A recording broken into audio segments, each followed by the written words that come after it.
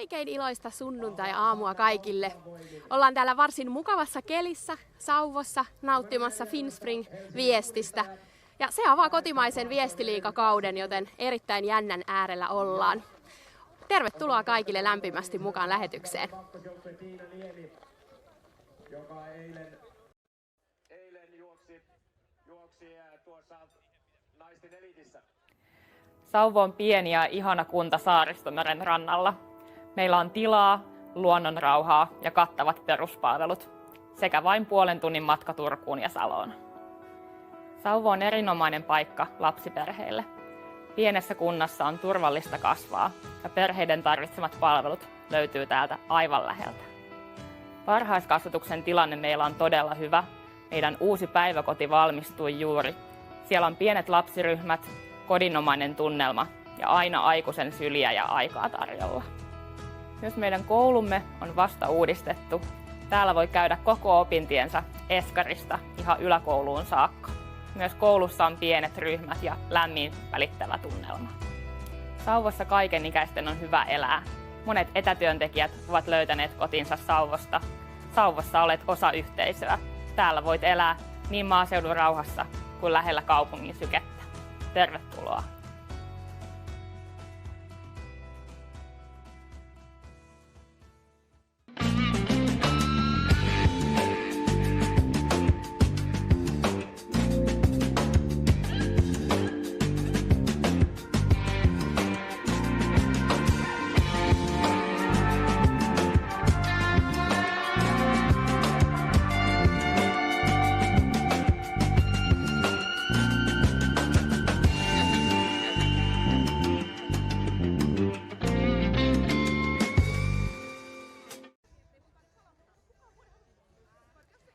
Tosiaan ollaan Finnspring Viestissä Sauvossa ja käsillä on Viestiliigakauden avaus.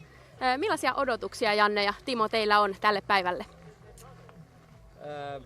No, suuret odotukset. Kausi aina tässä vaiheessa huhtikuussa, niin kaikki on täpinöissä, minä myös.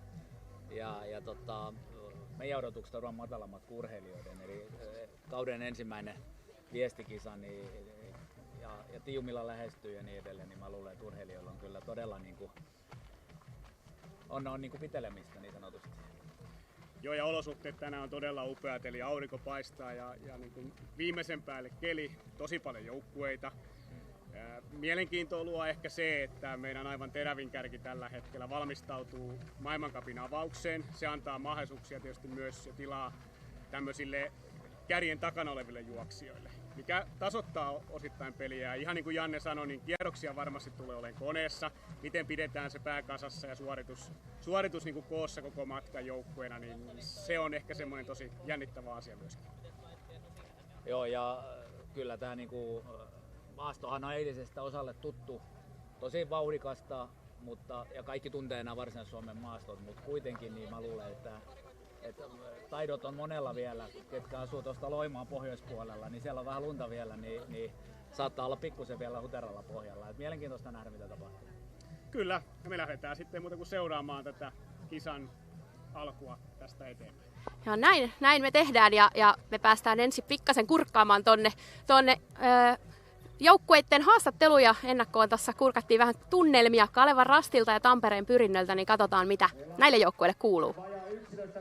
Anni Haanpää, sä oot lähtemässä aloittamaan Tampereen Pyrinnön joukkuetta. Millaisia odotuksia tänään tänne Finnspringin Viestiliigan avaukseen?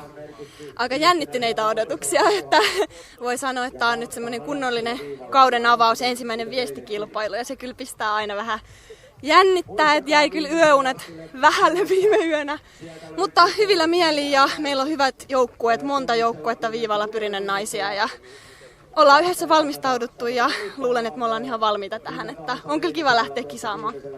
Kuulostaa lupaavalta. Mites sitten Iida Haapala, sulla on Kalevan Rastissa vähän uusissa väreissäkin kakkososuus edessä, niin millaisia odotuksia sulla ja Kalevan Rastilla tälle päivälle on? No, lähdetään tekemään hyvää joukkuesuoritusta, että eiköhän se tule sille, että kaikki yritetään tehdä mahdollisimman hyvän oman suorituksen, niin sitten sillä varmaan voidaan olla sitten korkealla, mutta lähden kyllä innolla juoksemaan ja mukava päästä juoksemaan tuota kakkososuutta. Hyvä. Miten sitten, sä et ollut Anni ollenkaan eilen maastossa, niin ootko saanut nyt jotain tietoja tuolta, että mitä on odotettavissa? Joo, kyllä meillä meni jakoon eilen naisten rata Sailan toimesta ja saatiin Sailalta ja Millalta vähän tipsejä, että mitä tuolla ehkä oli tiedossa. Ja aika rankalta se näytti, että ihan mielenkiinnolla odotan, että mitä tänään on luvassa. Tsemppiä kovasti siihen matkaan. Ja mites sitten, sulla oli eilen loistava veto eilisessä kisassa ja mitäs nyt sitten jatkoajatuksia Iidalla? No, tänään lähdetään juokseen viestiä, että tämä ehkä on se viikonlopun pääkisa ainakin itselle tämä viesti tänään. Ja tämä on myös hyvä semmoinen vähän esikisa sitten tiiumilla ajatellen tälleen, kun päästään avaamaan viestikausi. Ei muuta kuin kovaa tsemppiä. Kiitos.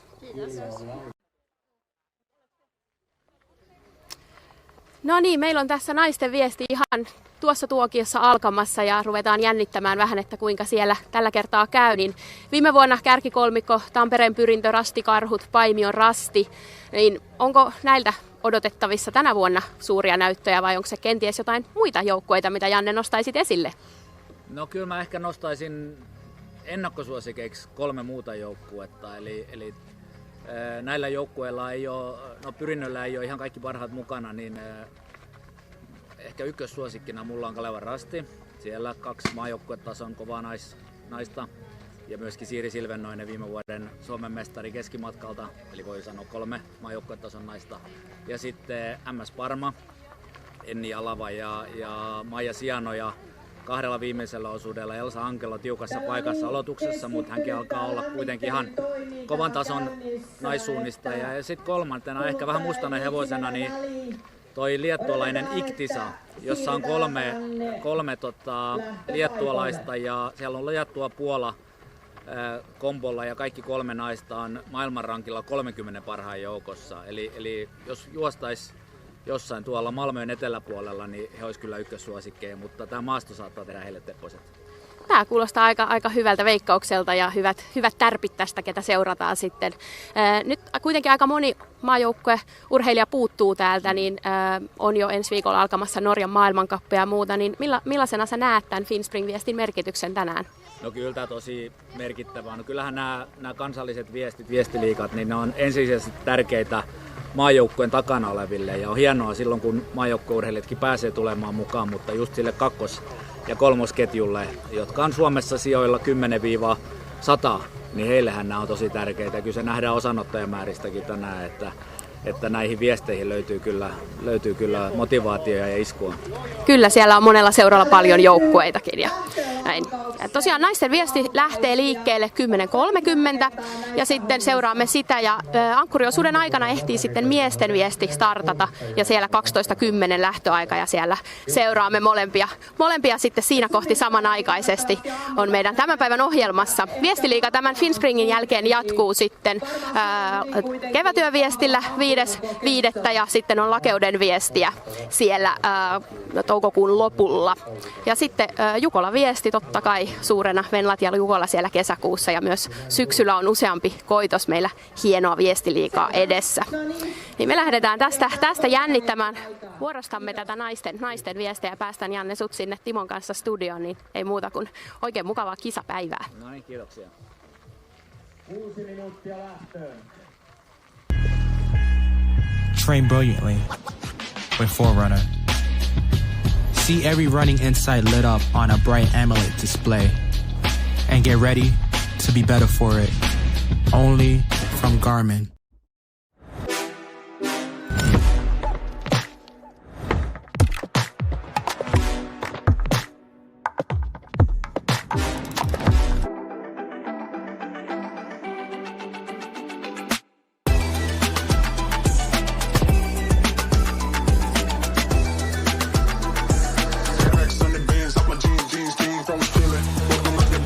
I came from my kidneys and I'm trapping like I'm with me. Yo, bitch with me, my boy she ain't messing.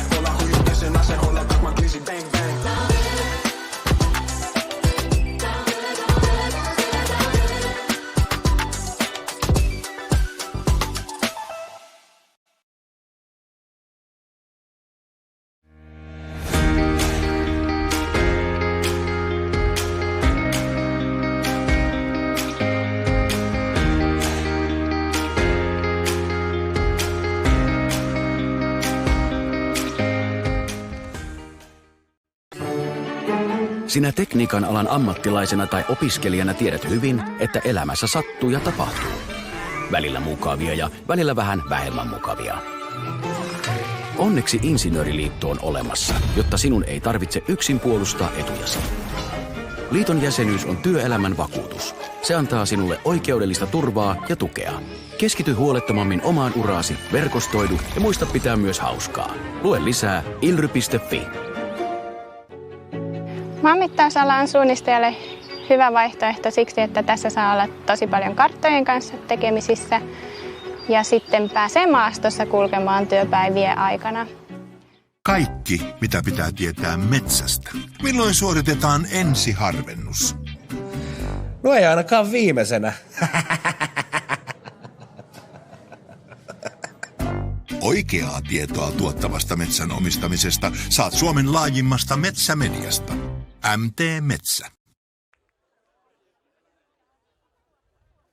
A very good morning also from my side and welcome to Finland and the first of 7 stages of Viestiliiga, the Finnish Relay Cup.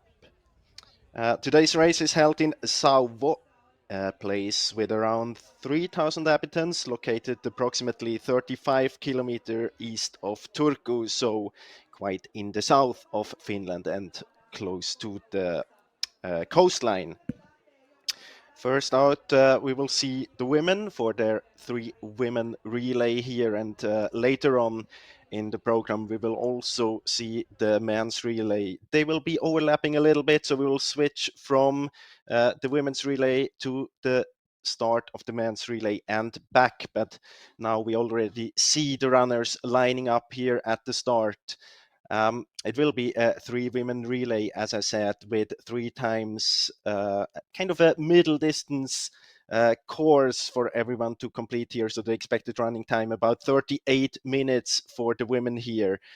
And it's a relay cup. It's the first one out of 7 competitions that built this Viestiliiga with other big relays as Jukkola or Venla, for example, also being included in this cup.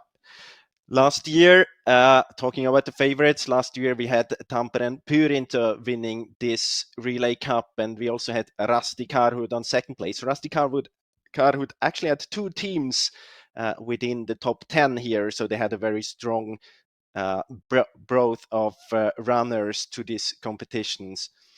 But talking about the favorites today, maybe the biggest ones not coming from Finland today, with Iktisa, the Lithuanian teams joined by the Polish runners Aleksandra Hornik and Hanna Wisniewska. Other big teams, big favorites, MS Parma and Kalvan Rasti, and of course other quite many teams. It will be interesting today because we have the World Cup coming starting next week in Norway. So not all of the very best runners are at the start line today. But of course, it makes it a bit more open. It gives the chance to other big runners or to other runners to take the chance to maybe make their way into the first team, especially if we look forward towards Venla Relay when they have 5 starting positions.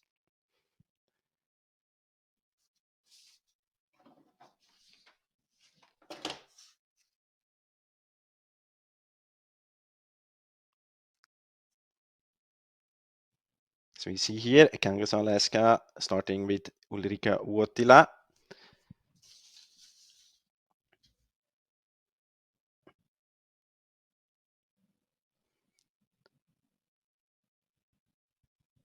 And Hiiden kiertäjät with Rosa Hämäläinen on the first leg. So very soon they are about to start here.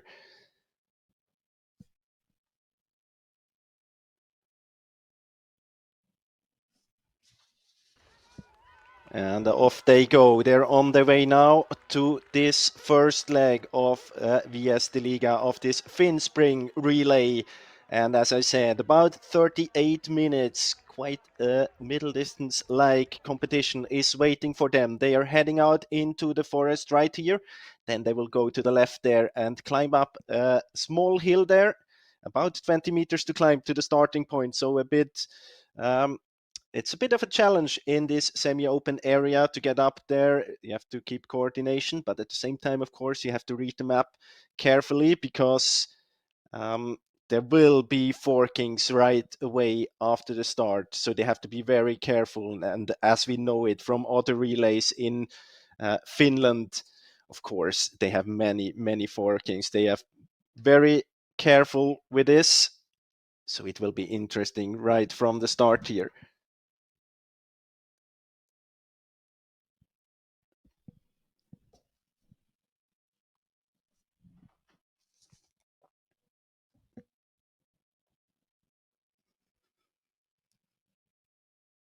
You see that the weather, the conditions here in southern Finland, they are very, very good.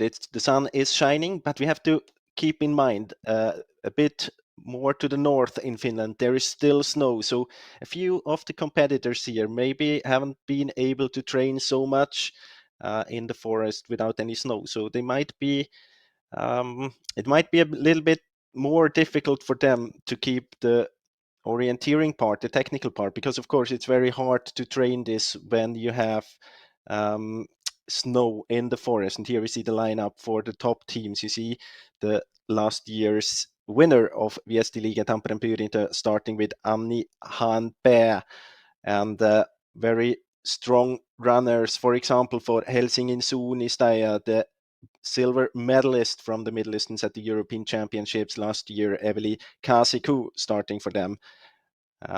Will be very interesting to follow her, of course. She will have other strong runners behind her. For example, Emilia Tala was 7th in the Women 20 Elite race yesterday, and then on the last leg, Emily Kemp, quite an experienced runner originally from Canada. I think further down the list, we see there Anni-Maija Finka, well-known name for Tampereen Pyrintä 4th team.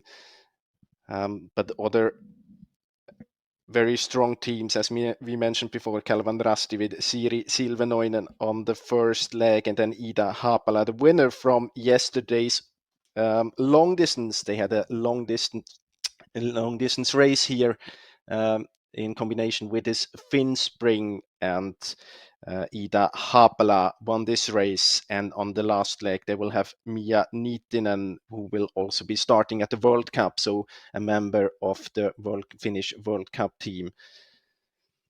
It will also be interesting to follow Iktisa, because they will start with Sandra Grossberga, a very experienced, internationally experienced runner, starting for this Lithuanian team, Iktisa. And you can see that Tampereen Pyrintä with Anni Haanpää is taking the lead here. All of them quite close to the red line, to the straight line, to the first control. But as I mentioned before, the first control is forked. We have 3 different controls. I'm quite sure we'll see that later on. 2 of them coming a bit earlier than the third one. So you have to be very careful to get to your own control here. The forest, as you see, is very open in some parts. It's quite fast terrain, but that also leads to that it makes it quite easy to overpace and then not be ready when you get closer to the control. So you have to be very careful with your speed control, running fast when you need it, and then not miss the point where you have to slow down in order to be ready when you have to do the fine tuning with your technical skills.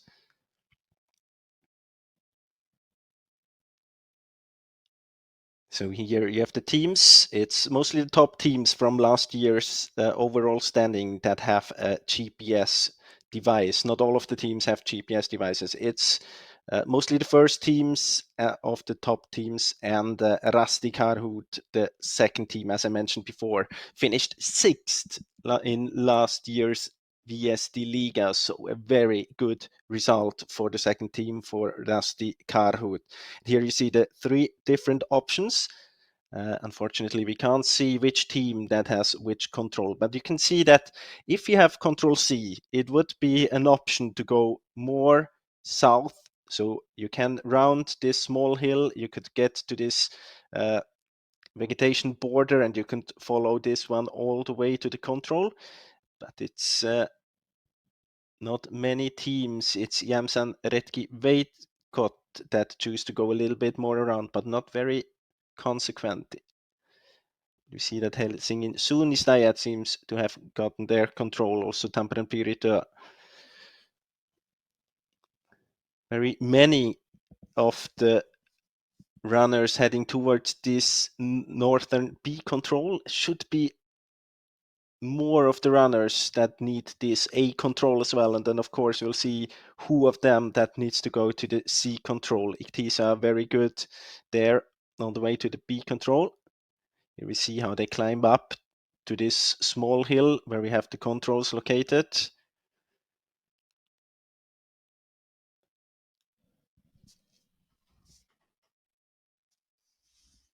You can also see that Eveli Kasiku for Helsingin Suunnistajat is in the lead at the moment, together with Tampereen Pyritös Anni Hanpää. Hard to say if they need to have the C control, but you can see that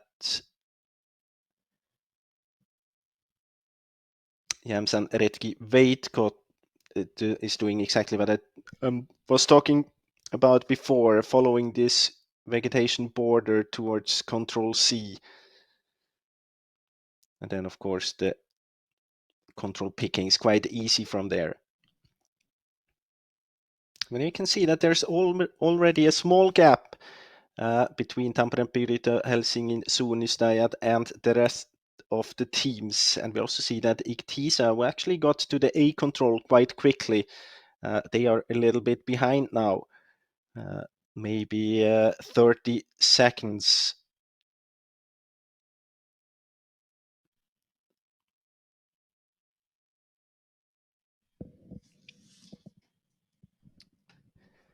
Here we are on the way to the next control. They come out to this cutting area. There are quite many of those cutting areas in between, but as you can see, they are quite clean from wood, so they are very fast to run on. And then you get on this hill, very well known from the coastal terrains in Finland, when you have this nice rocky underground where it's very convenient to run on. And we are behind Helsingin Suunnistajat and Eveli Kasiku. Here we have Tampereen Pyrintä, Anni Hanpää.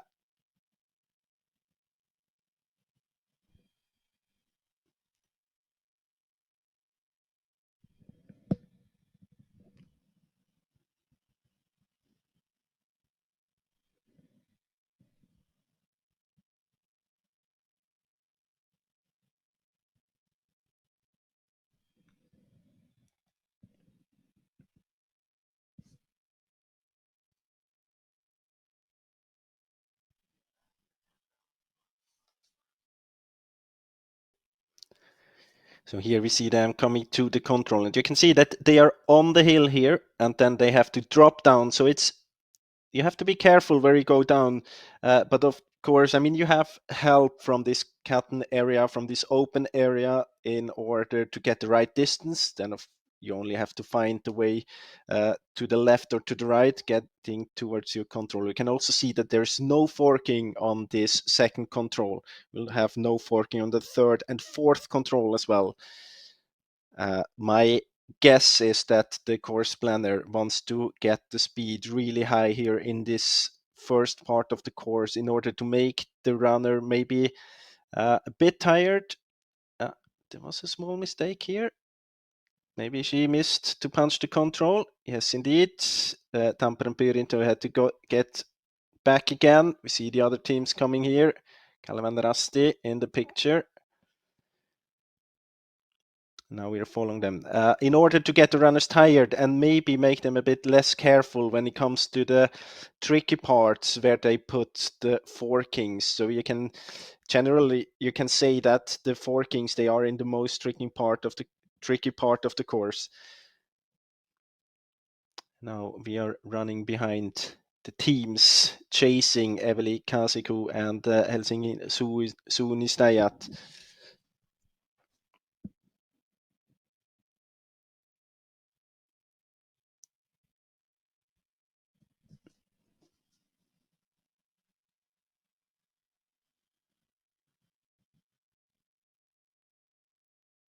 And you can see here in this area, it's quite flat. So you have to navigate with your compass. Have to be careful, but the visibility is very, very good. You can see the runners in front of you very well.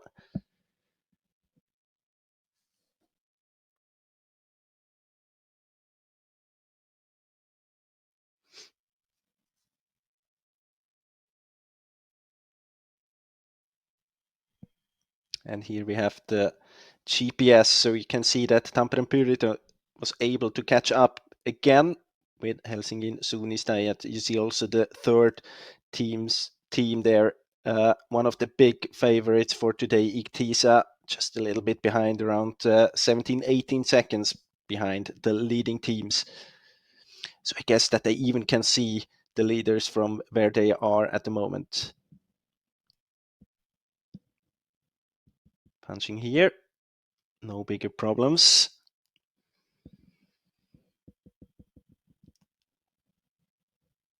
This is Iktisa, Sandra Grossberger, so you can see that she has the group in front of her inside. So just chasing down them now towards the fourth control, which is a shorter control.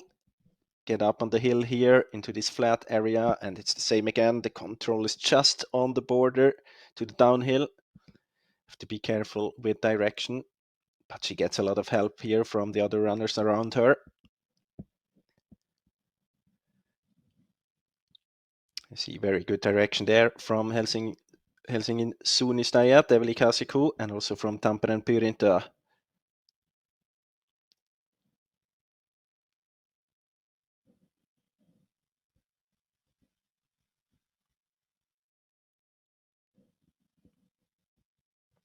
And of course, we have other teams as well here around, not having a GPS device with them.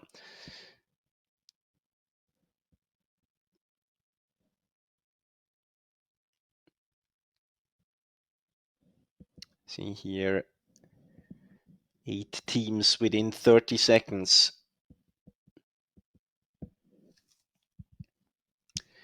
And now from this fourth control, they are turning back and getting into a bit more technical part again, where they will have 3 controls and all 3 of them with forkings. So it will be interesting to follow them now towards this 5th control.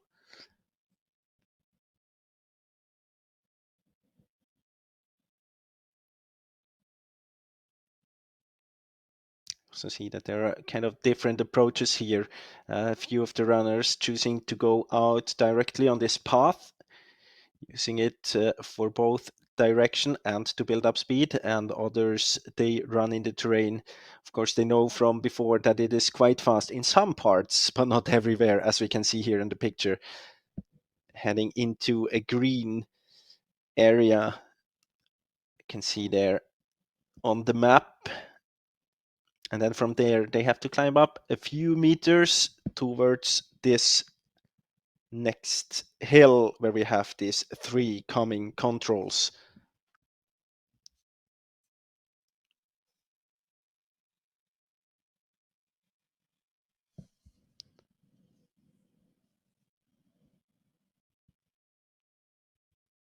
Here we saw Eveli Kasiku in the picture. We have quite many other teams around her. So definitely not all of them Sauvon kunnanjohtaja Satu Simmelius. Millaisin odotuksin saat täällä seuraamassa Finnspring Viestiliiga-tapahtumaa? No todella jännittävissä tunnelmissa ensimmäinen kilpailu asettaa aina sitten koko liigalle sen, että mitä kohti lähdetään, niin jännät paikat on. Sitten minkä takia Sauvon kunta on mukana yhteistyökumppanina? No Sauvossa meillä on tosi tärkeää se, että me on niin luonnonläheinen kunta, kuitenkin tosi lähellä kaupunkia. Meitä on valle puoli tuntia Turkuun Saloon ja kuitenkin voi elää täällä luonnonrauhassa. Erittäin hyvä paikka myöskin suunnistajille. Aivan. Entäs sitten se Sauvosta pitikin kysyä, niin että millainen suunnistajalle kunta on? No, mitä mahtavin kunta suunnistajille. Meillä on upeita suunnistusmaastoja tämän Osmolahden lisäksi, paljon ihania kallioja ja suomaastoja, mutta myöskin meidän kunnassa panostetaan liikkumiseen. Meillä muun muassa päiväkodissa kaikki päiväkoti-ikäisetkin lapset hiihtää joka talvi. Loistavaa. Kiitos oikein paljon mukanaolosta. Kiitos paljon. So we are back with the runners here in the forest just before they get to this first of 3-4 controls, and you can see that the runners, they start to split up. A few of them start to hesitate even, and you see that the runnability even here is very good. It's a very beautiful forest. But you can also see that this, as soon as it gets a little bit more hilly, of course, it makes it harder to see the runners around you. And sometimes when you start to be unsecure about your position, it's not really an advantage to have other runners with you. You can see a small mistake here. Maybe not 100% sure about about their position, getting a bit too much to the right here, but having the control punched right there.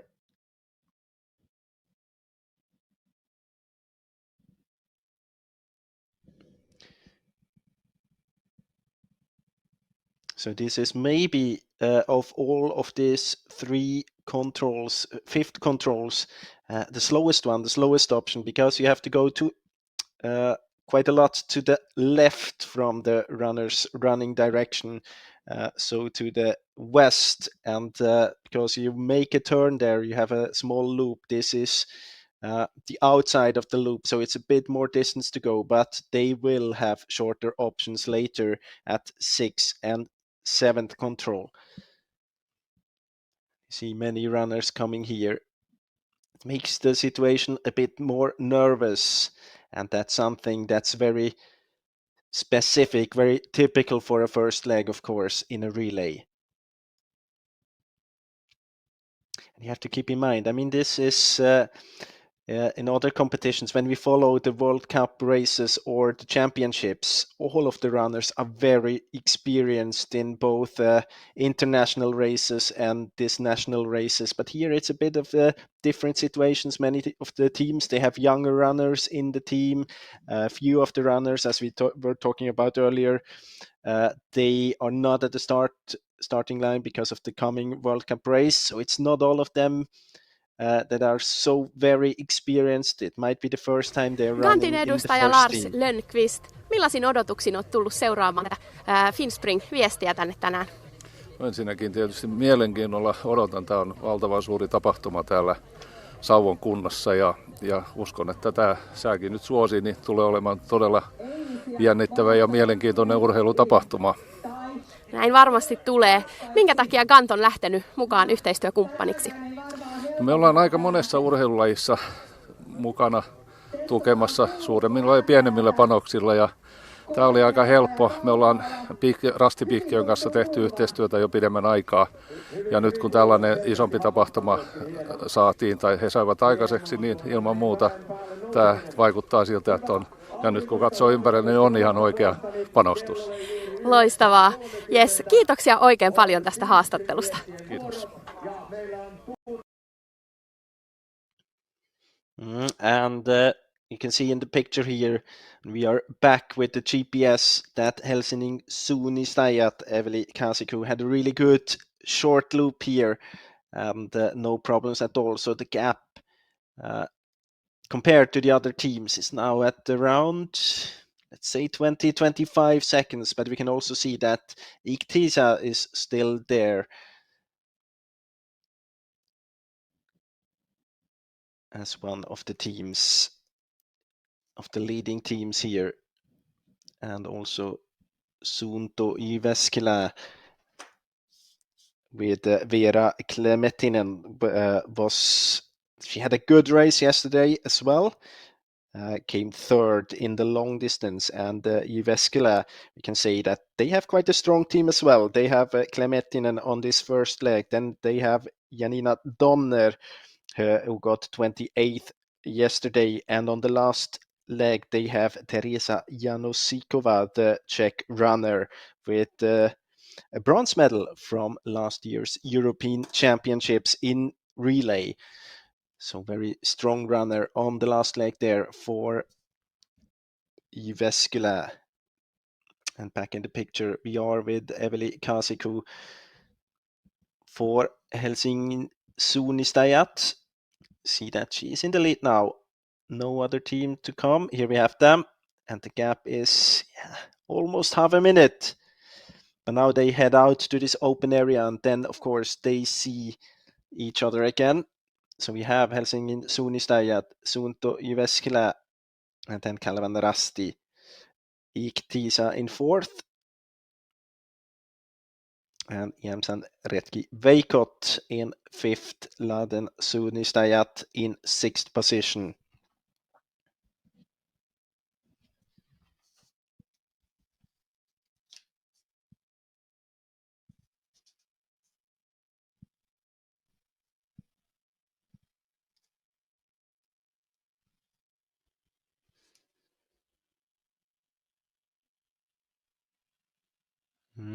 I see that the group behind there with Tampere and Pyrintö not really having the right direction out from control 7. Let's see where this will lead to. We also have Kalevan Rasti there. It's the first team for Kalevan Rasti. In the lead we have the second team not having a GPS device. So this team Kalevan Rasti now off direction there. That's actually their first team with Siri Silvenoinen. Let's see, they are Tampere and Pyrintö and Kalevan Rasti. They are in trouble there. Heading totally wrong. I think they got out a bit more south of the 8 control and heading now even more towards the north. So that's quite a big mistake for Tampere and Pyrintö and Kalevan Rasti.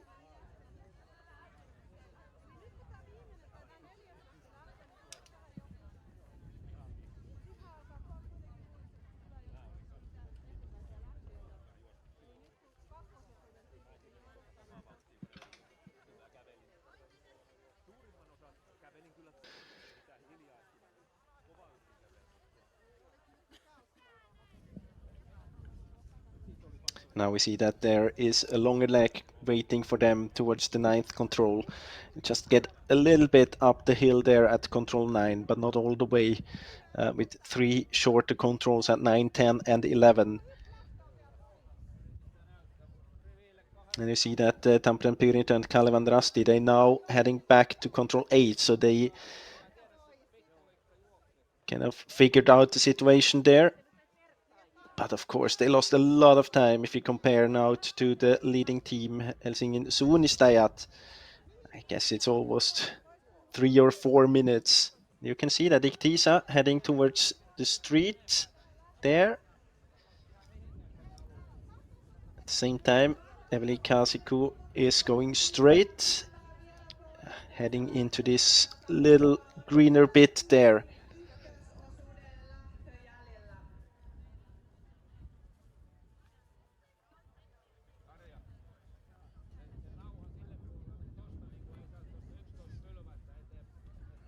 And then there you can see 3 minutes and 16 seconds behind Tampere and Pyrintö, the first team. And 3:21 for Kalevan Rasti first team, Anna Hanpää for Tampere and Pyrintö, and Siri Silvenoinen for Kalevan Rasti.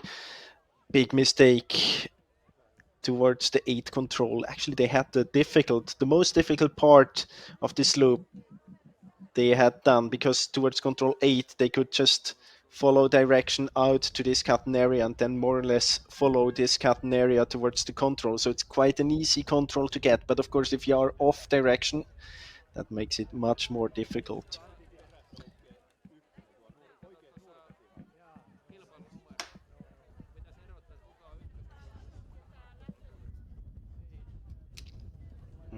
See that it's only Helsingin Suunnistajat going straight here towards the 9th control. Iktisa, Jyväskylä, Jämsän Retki Veikot and Lahten Suunnistajat, they choose to go around. Don't know what Kalevan Rasti, the second team, is doing at the moment. We have seen that they were in the leading group or in the chasing group at Control 8 as well, but they're not having a GPS device. And that might have been a good decision to go around there. My feeling is that the gap is a little bit smaller now. Now we are together with Sandra Grossberga for Iktisa.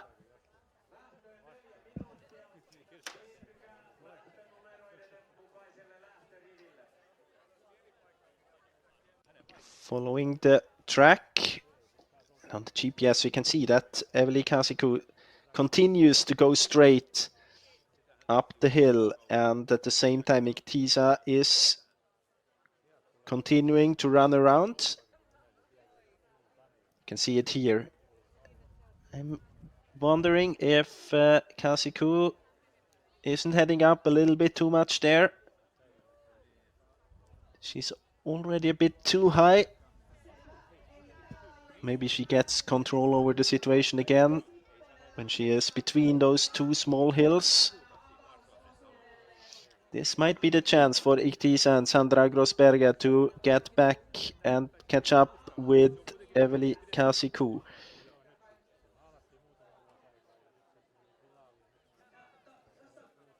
But of course she has to do the climbing still.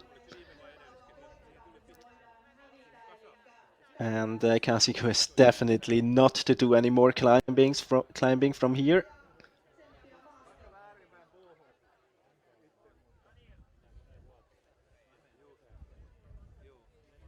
See from the teams behind that Parma getting a bit much to the north.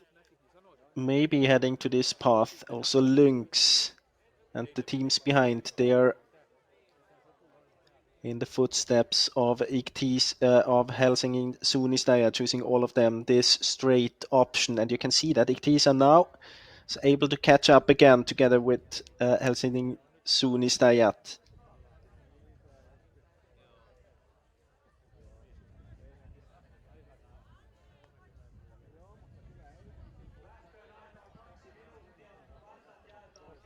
Now we are waiting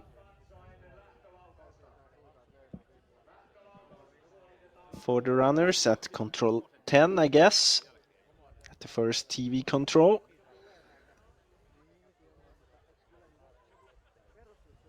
Oh, 28 minutes, and here we can see it's Sandra Grossberger first, so she was able to take over the lead now with his route choice towards control 9, but together now with Eveli Kasiku for Helsingin Suunnistajat. And what is the gap compared to the other teams?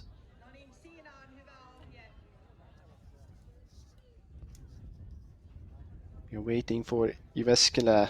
We're also waiting for Kalevan Rasti, the second team there. Getting a bit too low, coming here to the control. That's Kalevan Rasti. The second team punching there. Vira Laksovita. And we see that Klemetinen lost time here towards this 9th control.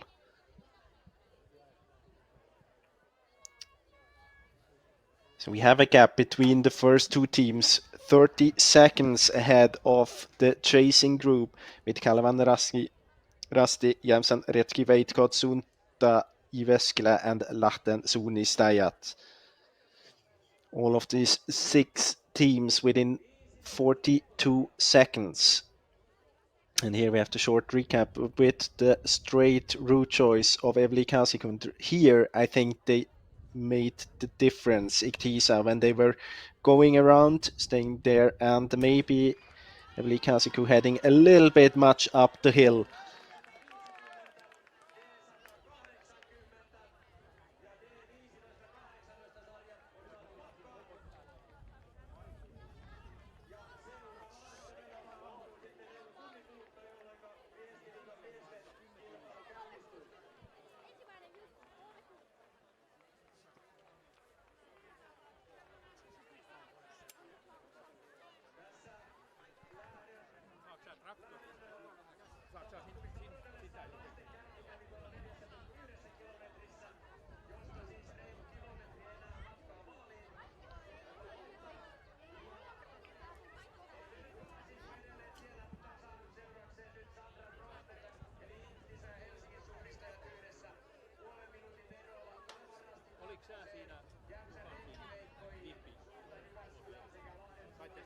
And here we have the next group coming. MS Parma.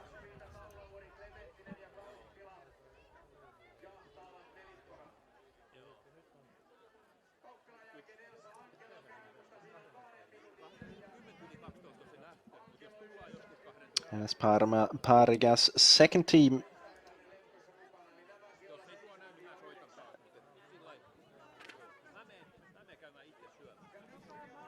And the teams here, they're more than 2 minutes behind, so we can see that there's a very clear gap between Lahtensunistaja and this first group of 6 runners and the second bigger group, the runners from 7th to this, let's say 20th position. Here we have a big group coming, many of the runners together in this group from around 2 minute 40 behind. Of course, we are waiting for Kalevan Rasti and Tampere Pyrintä. Tampere Pyrintä third team here. And here we also have Kalevan Rasti, the third team, the first team.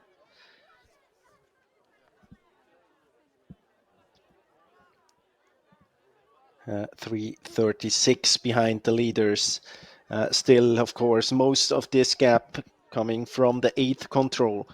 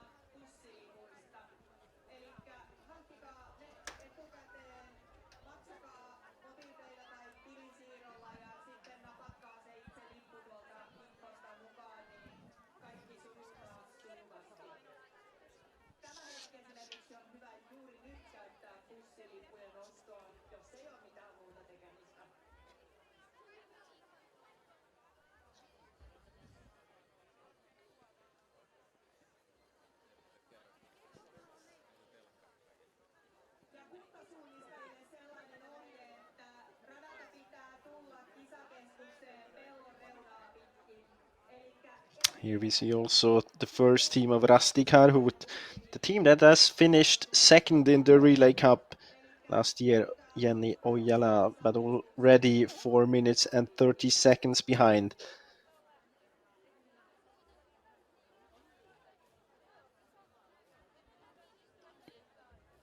And up there you can see the comparison, how the standing was at 2.9 kilometer on this first leg, women's first leg. So the gap definitely has grown between those two controls at 2.9 and 4.1 on this long leg.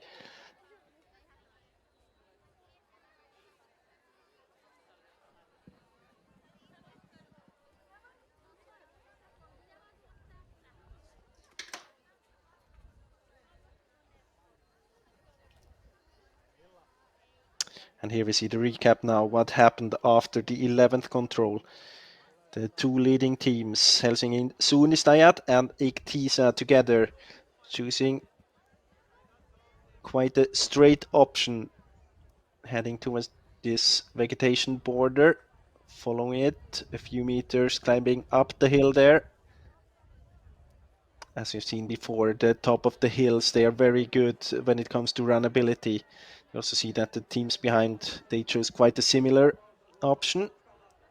The first chasing group, the second one going a little bit more to the south, heading into this marsh there. Maybe a bit slower when it comes to runnability.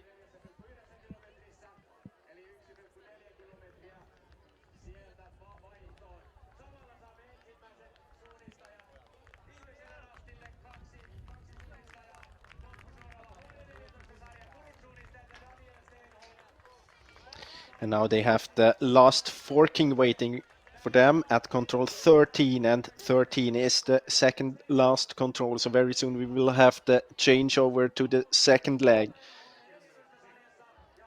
where we will see Alexandra Hornik going out for Iktisa and Emilia Tala, junior that finished 7th yesterday in the Women 20 Elite class at the Finnspring long distance, will go out for Helsingin Suunnistajat and take over from Eveli Kasiku. So it will be a fight between the very experienced Alexandra Hornik and the youngster Emilia Tala. Here we see this forking, and you can see that Iktisa was able to make a gap, to open a gap there at this forking. You can see that, of course, it's only a 2-control forking because we won't have any forkings at the very end on the last leg. But now we can see that it's almost half a minute here, the gap between Iktisa, Sandra Grossberga with a very good second part of this course, heading towards this last control, coming very, very soon to the changeover.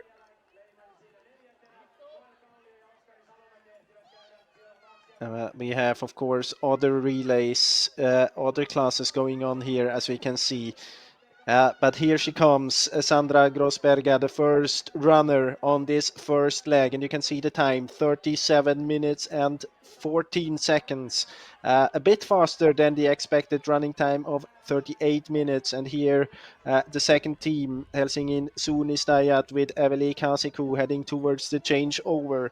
And sending out the youngster Emilia Tala to this second leg. And the gap, let's see.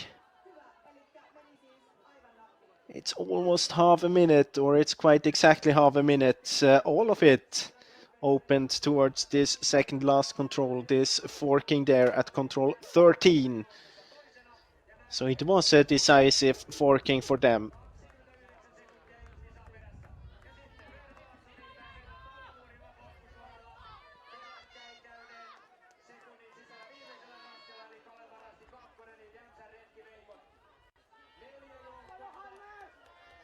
And we are waiting for the next teams to come here.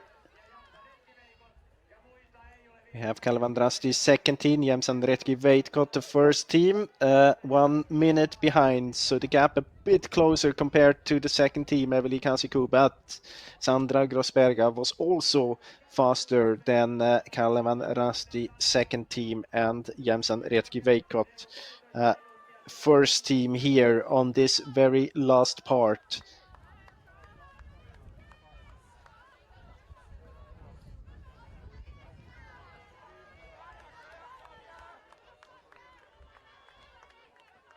Next runners to come and finish this first leg here. Mira Klemetinen for Suunto Jyväskylä. So Lahten Suunnistajat with Sanna Kauppila. They are 1:42 and 1:45 behind, so the gap, it's a bit more spread out over the teams. We had these two groups before with the two leading teams, and then the chasing group down to the 6th position, but now it's a bit more spread out here. And we are waiting for the next very big group. And the gap, as we know from before, was around 2:40 compared to them.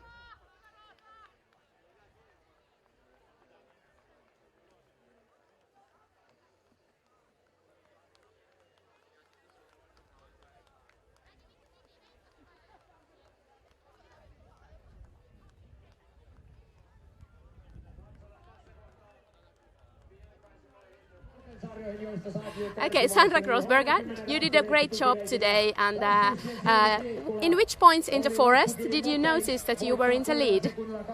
Well, I saw Eveli's back all the time, kind of, and it was really easy to see other girls, so the situation was quite clear. And then on this longer leg to number 9, I knew for me going around on the road is better. And then I knew there's no one before me, I didn't see anyone, and then I saw Eveli going straight through to there in the open area, so I knew that most likely there is no one else. Okay, and Eveli, you had a quite stable race. What do you think yourself? Yeah, it was pretty good. Yeah, I felt quite slow today. had a really strong massage yesterday, so it's probably affecting a little bit. But it was technically still like almost okay. At the end, I did a mistake where I kind of the typical spring mistake that started looking objects on the terrain and forgot compass work, but yeah, hopefully it wasn't anything too bad. Okay, and how do you think now your team will go on? You have a quite strong team. Yeah, that was my kind of thing that kept me calm. I don't usually do first leg, and this was kind of a try for me for maybe some other relays this year. And I knew even if I make mistakes, I have very strong goals after me, so I have all my faith in them. Okay, let's stay in suspense and wait to see the results. Thank you, girls.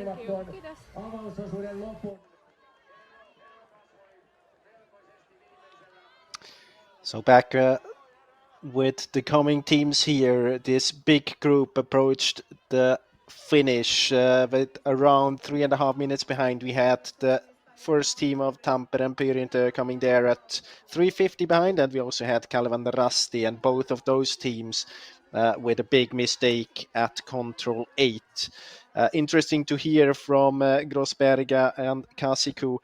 Very typical for this whole race here, what Grossberga said with that it was kind of a test for her to run this first leg, because I think many of the teams here are testing a little bit, maybe due to the fact that a few of the World Cup runners not are running today, or just keeping an eye on the coming big relays as a Venla relay or TU Mila, for example.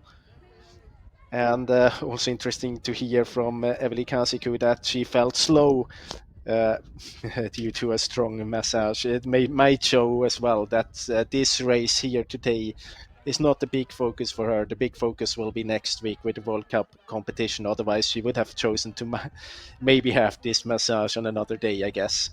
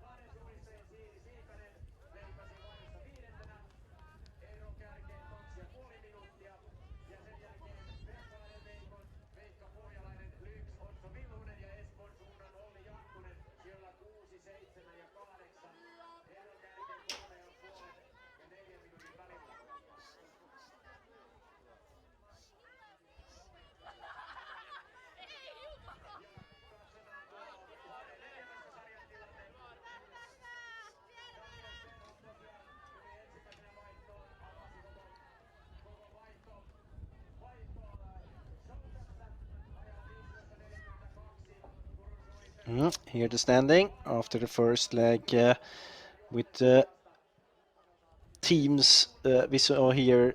It's 4 teams within 1 minute, and then we have a small chasing group of 2 runners with Sunto Jyväskylä and Laden Suunnistai at 1:40 behind approximately, and then this next very big group from control 7 onwards, 3 minutes and 49 behind, with the 2 teams of Tampere and Orienteering and Kalevan Rasti, among others, but they did a big mistake there at control 8, 2 of the favorite teams maybe for this relay today on beforehand. And you can see that we had within 5 minutes, we had 29 teams finishing this first leg. And this is a small recap of, we don't have this small recap yet. Here we have it of the beginning of the second leg here. We can see Iktisa, Helsingin Suunnistajat and Jämsän Retki Veikot, the 3 leading teams. You can see that Helsingin Suunnistajat, they are the youngster. Emilia Tala, a little bit of direction. Iktisa with a very good way to approach this sea control all the way around this hill, so avoiding this tricky part to climb over the hill. And we can also see that Laden Suunnistajat is out for trouble there. Anna Närhi, experienced runner, also she, but having problems there, getting too much to the northeast on this ridge. And now we are with Alexandra Hornik for Ichtisa, and quite a big gap already just after this first control on the second leg. You can see it here. Can't really see it. Her GPS has frozen. You also see a interesting approach from Helsingin Suunnistajat towards the second control, choosing to go a little bit more around on these paths. Good control taking here for Hornik at the second control, and it's the same course as we have seen on the first leg. So of course the runners won't have the same forkings as their first leg runners, but otherwise it's the same areas they go into. And we have seen that Ichtisa already punched the second control, so you can imagine where her GPS approximately would be. And you can see behind Helsingin Suunnistajat and Suunta Jyväskylä choosing to go a little bit more around towards this second control.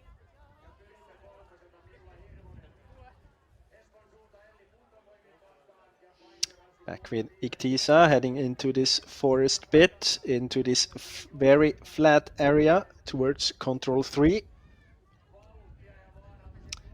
Now we got her GPS back there as well.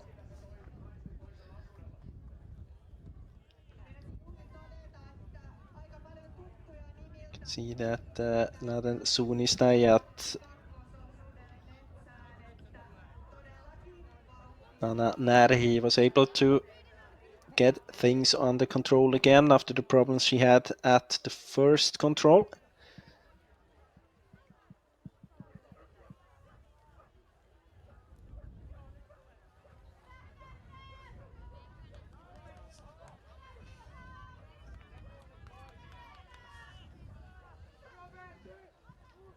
It will be interesting to see when the GPS from Jämsän Retki Veitkot is getting back into the picture. Can the very experienced Merja Rantanen, who won the women 40 class yesterday, women 40 long class yesterday, a very experienced runner, especially also in relays for the Finnish national team.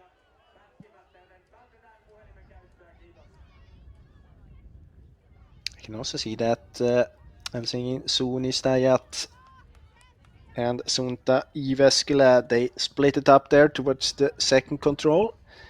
We are back with Alexandra Hornik for Ichtisa.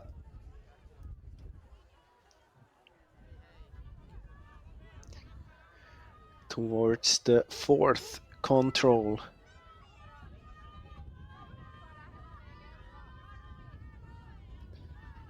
Punching there after 1.8 kilometers, all alone in the lead, and I think we have to wait for quite a bit of time in order to get the next runners here to this point.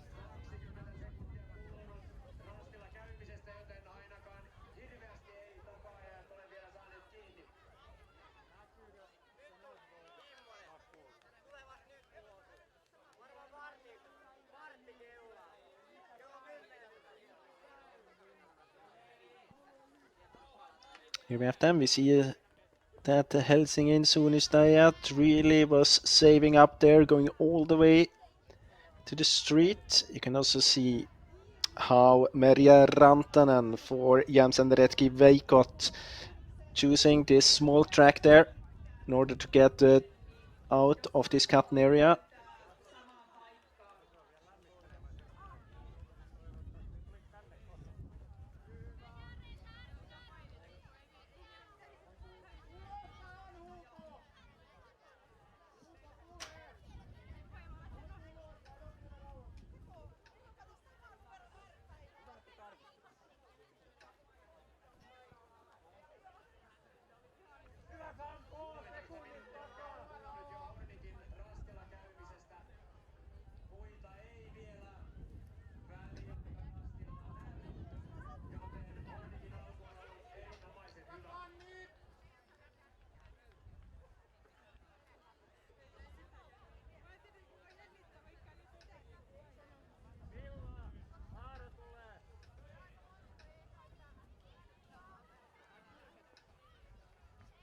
Now we are behind Itisa again in this green area.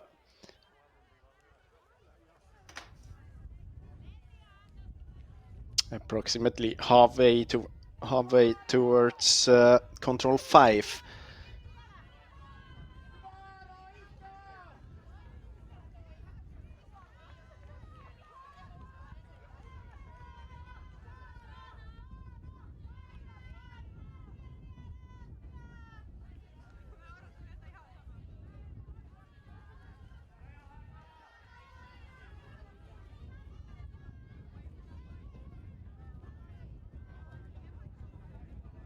And for her, of course, it's very convenient now getting into this area where there are many forkings without any runners around her, because there's no one else to distract her from her own orienteering. You can see that we also got the punch there at the TV control from Kalevan Rasti, the second team.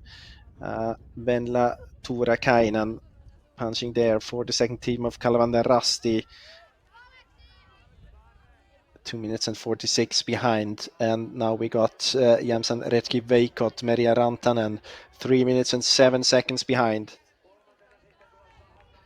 So the gap is definitely much bigger compared to the start. She lost almost 2 minutes here compared to Alexandra Hornig, who is doing a great job on this second leg so far in this beautiful Finnish terrain here.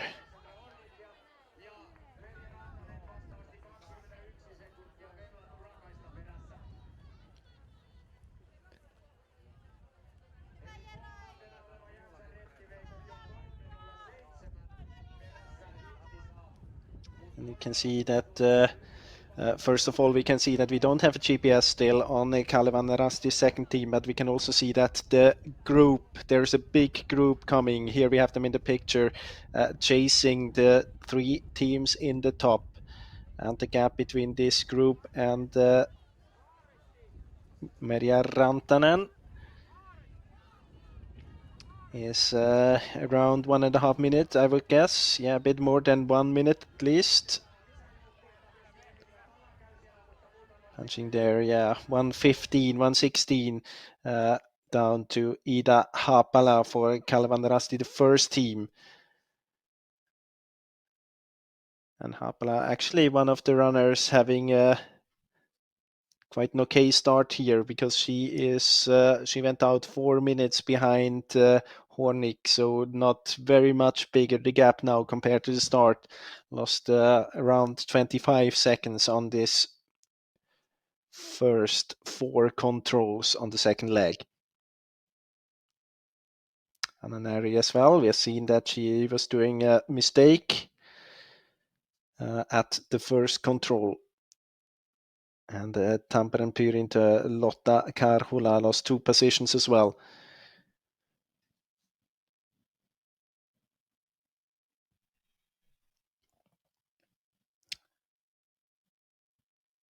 We see there that Tisa is already approaching 6th or even 7th control, because her device is frozen again, so we don't really know where she is. We don't see Kalevan Rasti second team, but we have Jämsän Retki Veikot, Merja Rantanen now running up the hill there towards control 5. And of course, those forkings will be more interesting for the group, or at least it will be more interesting for us to follow the group behind when we have the forkings waiting. More runners coming to this first TV control. Espoon Suunto and Tampereen Pyrintä with their third team. Pargas, Päiviän Rasti. Rasti Karhut second team, Pargas second team. Jämsän Retki Veikot second team. Quite a big group here.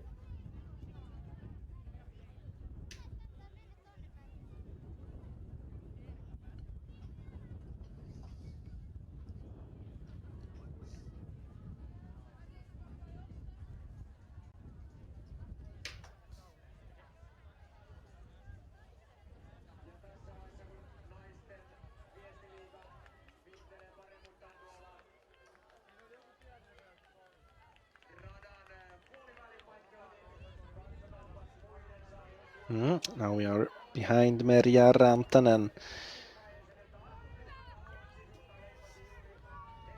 Following her to the 5th control.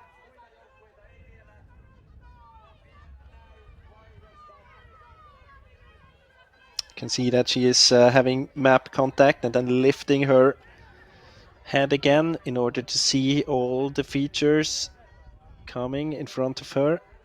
Really reading the map carefully. I think she is heading down there to this D option.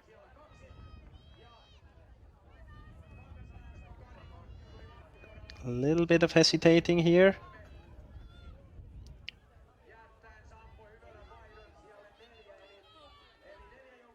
And here she gets the control. Small hesitation there, just a few meters before the control. Maybe building in some extra security, some extra safety there. But no bigger problems, at least. And you can see that now from D5, she has to go to D6. This cliff there, just in the slope. On approximately the same height. Heading out now to this open area. Following the vegetation border. So see the teams behind, approaching the 5th control now. This is this big group, or bigger group, the very big group we have a bit further behind. Tampere, Pyrinta and Kalevan Rasti in the picture.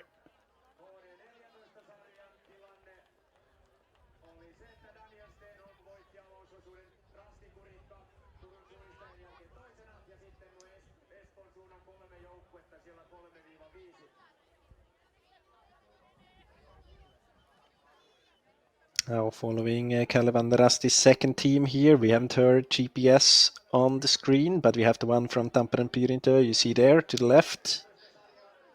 You can also see that Rantanen was able to get this 6th control without any problems. And Iktis are already on the way to the 9th control. Maybe Ananari a little bit much to the right. A little bit much up the hill there towards control 5 for Laten Suunnistajat.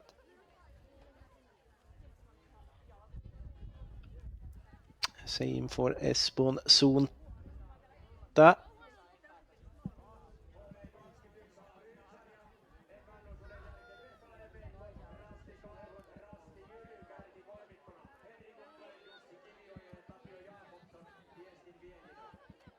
Can see that the gap between Rantanen and Karula approximately 1 minute.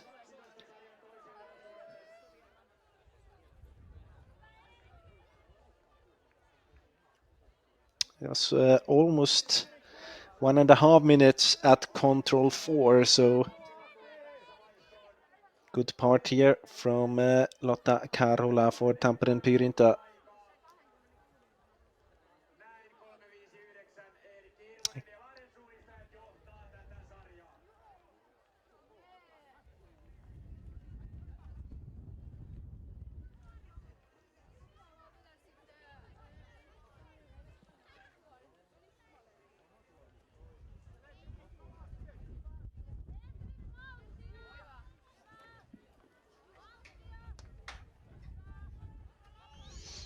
And of course for Tampere and Pyrinta, it's now it's kind of the same for Kalevan Rasti as well. It's the job of the second leg runner to get their third leg runner for Tampere and Pyrinta. It's Saila Kinney who finished second yesterday. So Lotta Karola's job is to get her back in position in order to be able to fight for this top positions here.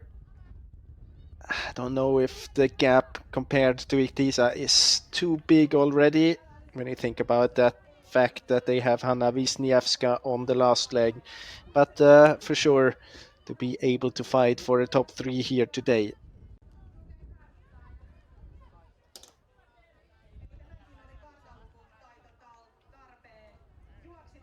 After punch here from Merja Rantanen. Jämsän Retki Veikot. We also had the punch of the second team of Kalevan Rasti a little bit ahead of Merja Rantanen, so 10 seconds ahead.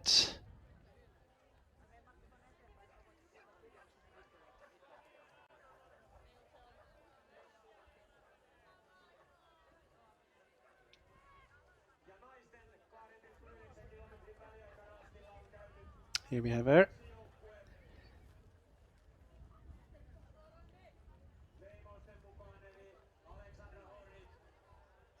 And here we have the split time, so you can see that this is, it was Ida Hapala in the picture, punching into 4th position. But you can see the gap between Iktisa and this chasing group.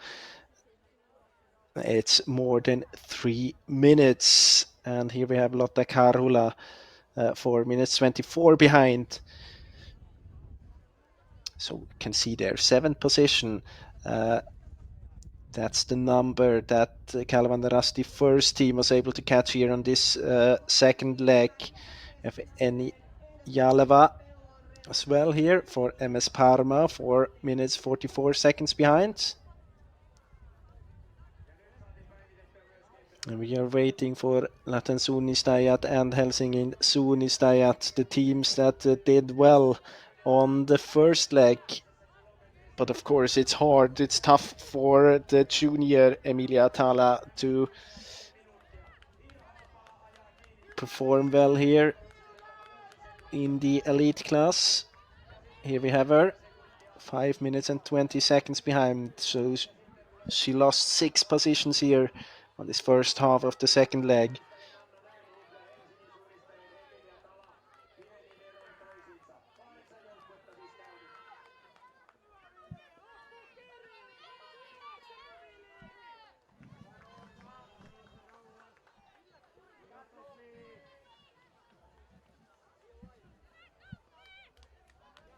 Here we have the route choices. We can see that Iktisa, Alexandra Hornig, didn't go all the way around as Sandra Grossberger, but Sandra Grossberger was very clear with that she thought that for her and her skills, this route choice to go all the way around on the path and on the street was a good option, and maybe that's not the case for everyone. So of course route choices also depend on personal skills of runners. And we can see that Iktisa is going all the way straight there, climbing up the hill now, using this gap between the spur and the hill to get the right height to attack the control 9. And you can also see that behind Jämsän Retki Veikot is choosing to use this small track towards control 9. In my opinion, I mean, we have seen the pictures before from the forest. It's very open, especially on top of the hills. Of course, if you look at the leg there between 8 and 9, you have some green areas in between, but I guess it's a bit too extreme to go all the way around. Or if you go all the way around, you could choose the path and the street as Sandra Grossberg on the first leg, and you would have approximately the same distance you would invest, but get much better runnability there. Now we are with this big chasing group, 7 minutes behind from control 9 onwards.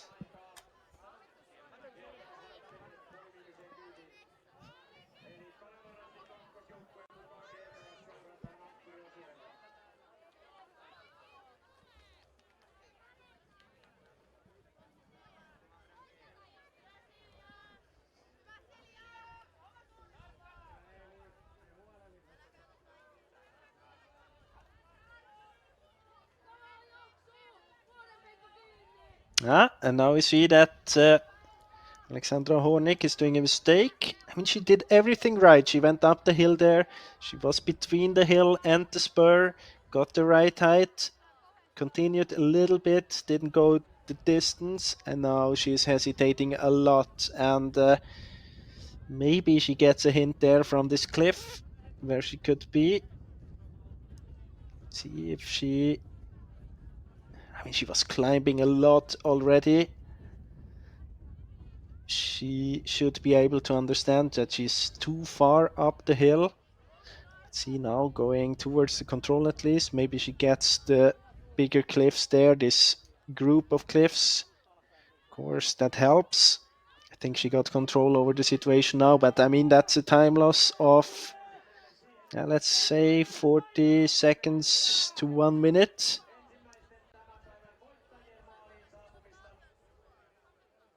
Oh, she punches the control there, but you can see no other teams in the picture, and the gap was more than 3 minutes.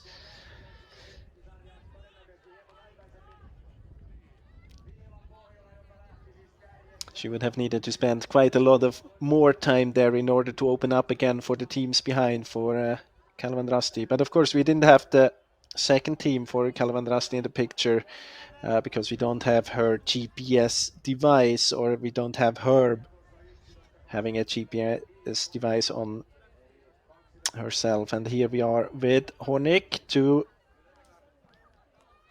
second TV control at 4.1 kilometers, still all alone. But for the first time, we saw some technical problems there for her.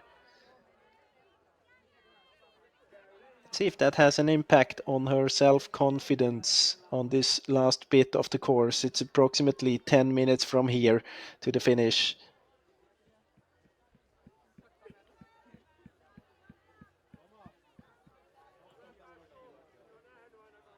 You can see that Kalvanrasti going the same way as Ichtisa before, choosing to go on top of the spur between the hill and the rest of the spur, and then taking the height from there.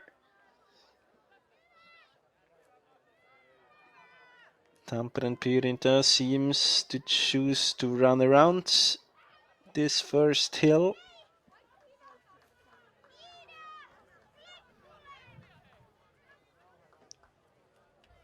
And that's actually the way Kalvanrasti is running now, that Ichtisa, Alexandra Hornick, should have approached to this ninth control perfectly executed there. You can also see that Parma, Eni Jalava, is getting closer there to Tampere and Pyrinta.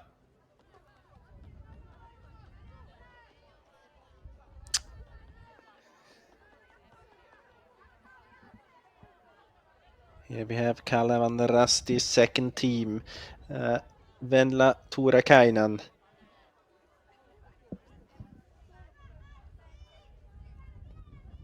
Oh, that's actually the first team.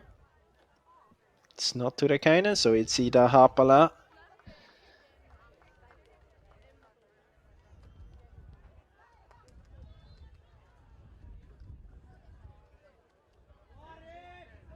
Yes, indeed. 2 minutes and 2 seconds behind. And yeah, we can now say that the mistake of Hornick was more than a minute. Clearly, almost 1.5 minutes.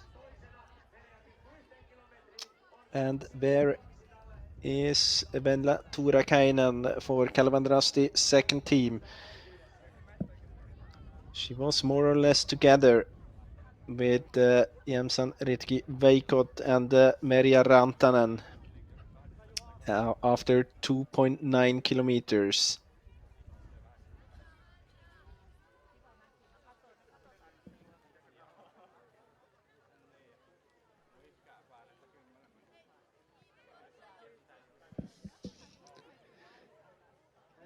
But here we have MS Parma and Tampere and Pyrinta, Eni Jalava and Lotta Karola. And we can also say that Merja Rantanen for Jämsän Ritki Veikot.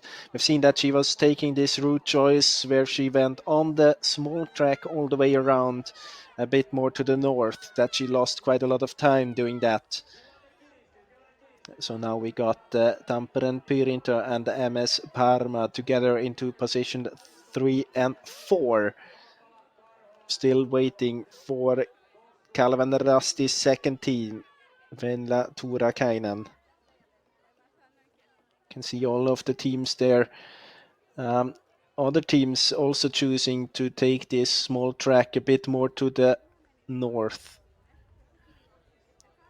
can see here Merja Rantanen, Jämsän Erkki Veikko together with Lahden suunnistajat Anna Närhi and Helsingin suunnistajat Emilia Tala. Next group possibly to get to control 10.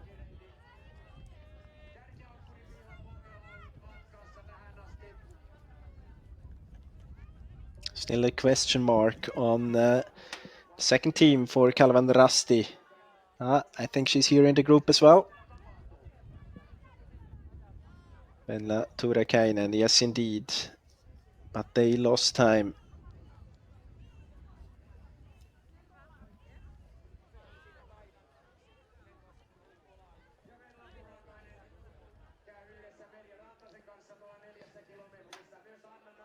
Punching there into fifth position. Venla Turakainen for Kalvan Rasti second team.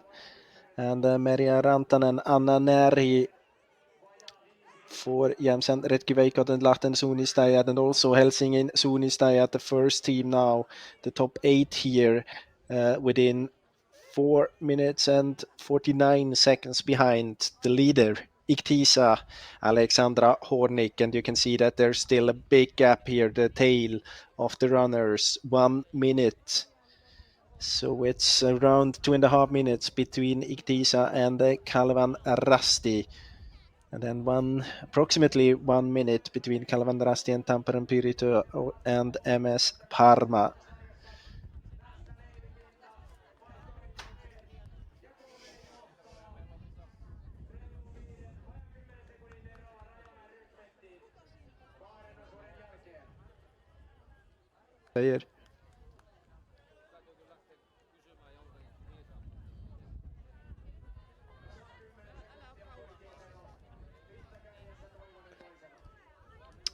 We are waiting for the next group. Still within top 10.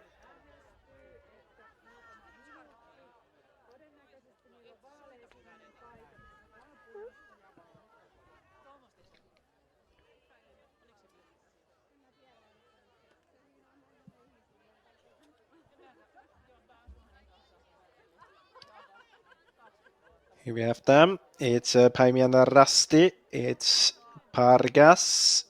It's Rasti Karhut second team. It's also Rasti Karhut first team. So Sui Simonsen and Mira Kaskinen together.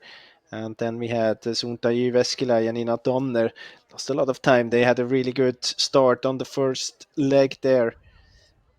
Pargas second team. Tampereen Pirito second team. Gangasala.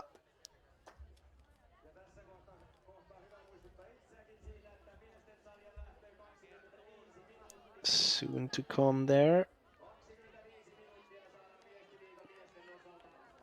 Yes, indeed. Laura Ahnen. Then we had Lynx and Jämsän Retki Veikot second team. Tampereen Pirito third team. All of them, around 7 minutes behind.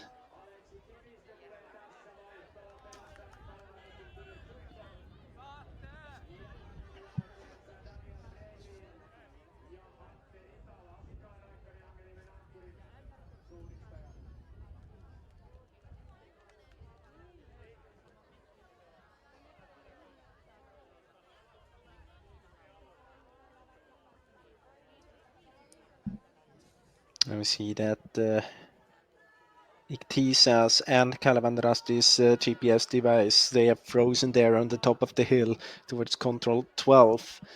But Parma and Tampereen Pirito, they seem on their way without any problems behind. We see that Merja Rantanen decided to take a little bit of another option compared to the other two teams together with her. And in the picture we see Hanna Wisniewska, the anchor woman for Iktisa, waiting for her ride here on this last leg. We see that no problems there for Iktisa at control 13. No problems for Alexandra Hornik. We don't see the gap here towards Kalvan Rasti, but we see the gap compared to MS Parma and Tampereen Pirito. And the gap is still quite big there. Now Iktisa on the way to the changeover, and so we have still in a clear lead with a very, very good second leg, especially in the beginning of the course. She made a big difference compared to the other groups. A small mistake, one small mistake, or actually quite a big mistake in the middle of the course when she lost around 1.5 minutes. But if you do such a good performance on the rest of the course, then it doesn't really matter. Alexandra Hornig on the last meters towards the changeover. She will send out Hanna Wisniewska, also a very experienced, internationally experienced runner, to this third leg. And of course, now it looks very, very good for the Lithuanian team, Iktisa, in order to get this first victory at the first competition of Viestiliiga. Only one runner to come, only one runner to send out on this last leg, and it is Hanna Wisniewska running out there for Iktisa. And the running time for Alexandra Hornig, 40 minutes and 9 seconds, so quite a bit slower compared to the runners on the first leg. If you remember that Sandra Grossberger had around 38 minutes, Alexandra Hornig 40 minutes and 09. But the clock is ticking there compared to the chasing teams, and there we are especially talking about Kalevan Rasti that we expect next to this last control. Here she is, Ida Haapala on the second leg. She did a good performance as well. The gap now only 1 minute. Of course, she has a few seconds to go to the changeover, but I can tell for sure that she was able to close the gap a little bit. It was 2 minutes and 2 seconds at the last TV control, and now it's only around 1.5 minutes. So I think it's fair to say that this last forking might be one of the options, might be a little bit faster, because we had exactly the same situation the other way around on the first leg. When we had Helsinki Suunnistajat, Eveli Kasiko losing time there compared to Sandra Grossberger. But now, Kalevan Rasti, Ida Haapala sending out the anchor woman Mia Niitinen, and this will be very interesting because also Mia Niitinen, an experienced runner, one that is in the Finnish national team and one that will run the World Cup next week for Finland, the World Cup round in Norway then. Now waiting for the next team here, Eni Jalava for MS Parma into third position. I think we also can spot Lotta Karola for Tampere Pyrinto, yes indeed, into third and fourth position, and the gap there 2:26 and 2:29. And if we compare that to the gap they had after 4.1 kilometers, so at the last TV control on this second loop, they were almost able to catch 1 minute compared to this. So good performance in the end here, maybe also due to the forking, we don't know about that. But MS Parma sending out Maja Sianoja, also she a very experienced and very successful runner from the Finnish national team. And Tampere Pyrinto sending out the silver medalist from yesterday's race, Saila Kinney, to this last loop. And here we have the second leg's leader, Alexandra Hornig from Iktisa. You were quite lonely all the time. How did it feel out in the forest? Super calm. I could just enjoy orienteering, and I have all the space just for me. So it was really pleasant there. Did something happen at one control after the long leg? There was some kind of a little mistake. Maybe bigger than little. First of all, I kind of couldn't execute my plan.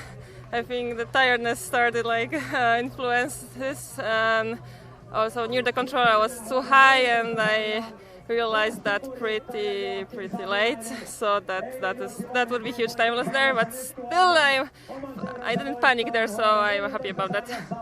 That was good that you didn't panic. Iida, sulla oli mahtava nousujohteinen juoksu siellä, valtavasti kirit takaa. Oliko se pelkkää takaa-ajoa koko ajan? No aika yksin sai suunnistaa, että alussa siinä meni vähän enemmän porukkaa, mutta sitten en kyllä nähnyt hirveästi muita tai vähän niin kuin kaikki meni omiin höntöihin eri suuntiin. Ja sitten mä ehkä vähän huonosti tulin pitkän välin ja siinä vähän epäilytti, että onkohan tässä nyt muut päässyt edelle, kun sen jälkeen ei enää näkynyt ketään, mutta vissiin se oli sitten ihan suht hyvin toteutettu kuitenkin. Se oli varsin vaikuttavaa. Kiitos kummallekin. Thank you. Thanks.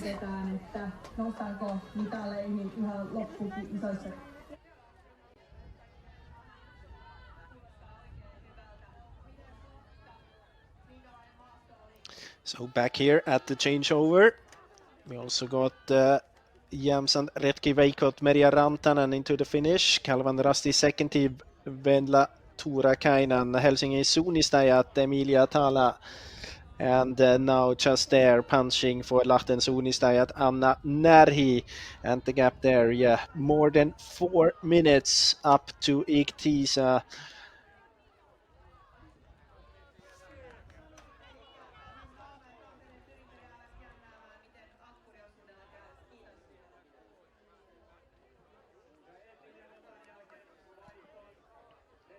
And so we have for Jämsän Retki Veikot Inka Nurminen on the last leg, Kalvan Rasti second team, Anna Moilanen, Helsingin suunnistajat, Emily Kemp, and Lahten suunnistajat, the legend for in Finnish orienteering, Minna Kauppi on this last leg. So it will be interesting to see how she will perform here for her team, Lahten suunnistajat.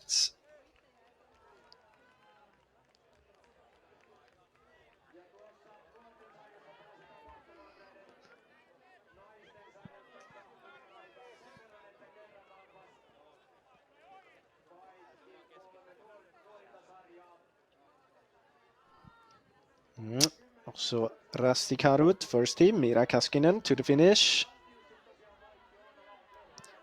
I can also say that the fastest runner so far on this second leg, that was Kalvan Rasti Ida Haapala. Ja täällä on meillä hienosti juosseet MS Parman Enni Jalava ja Tampereen Pyrinnön Lotta Karhola. Kertokaa vähän kommentteja sieltä maastosta. Millaista tänään oli toisella osuudella? Aika rankkaa, mutta tosi hienoa ja kyllä mä nautin, että pitkästä aikaa pääsi juoksemaan Viestiin, niin oli kiva. Joo, oli kyllä kiva olla taas mukana täällä Viestiliigassa. Näki kaikkia kavereita siellä mettässä, niin se oli mukavaa ja löytyi omat rastit sujuvasti, niin vielä kivempaa. Mutta tosiaan aika rankka maasto oli, että paljon kaikkia risuja poikittain, mihin vähän kompuroin, mutta loppuun jakso. Mites nyt sitten tästä eteenpäin? Viimeinen osuus jäljellä, niin millainen luotto on oman ankkuriin? Tosi kova. Mä vetin niin hyvin viime viikonloppuna, että luotan. Entäs siellä Pyrinnön suunnalla? No siis tosi kova kamppailu tulee. Mä tuossa loppusuoralla kuuntelin noita ankkureita, ketä lähti mettään. Että aika kovia nimiä kaikki 4, ketä siinä lähti, niin saa nähdä kuin käy. Mutta Saila on onneksi hyvä noissa rastinotoissa, niin varmaan pystyy ottaa siinä vähän sekunteja hyväksi. Näin, jäädään jännittämään. Kiitos teille. Kiitos.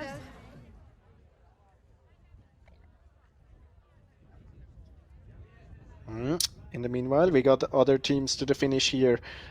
Still within 8 minutes, almost the top 20 here.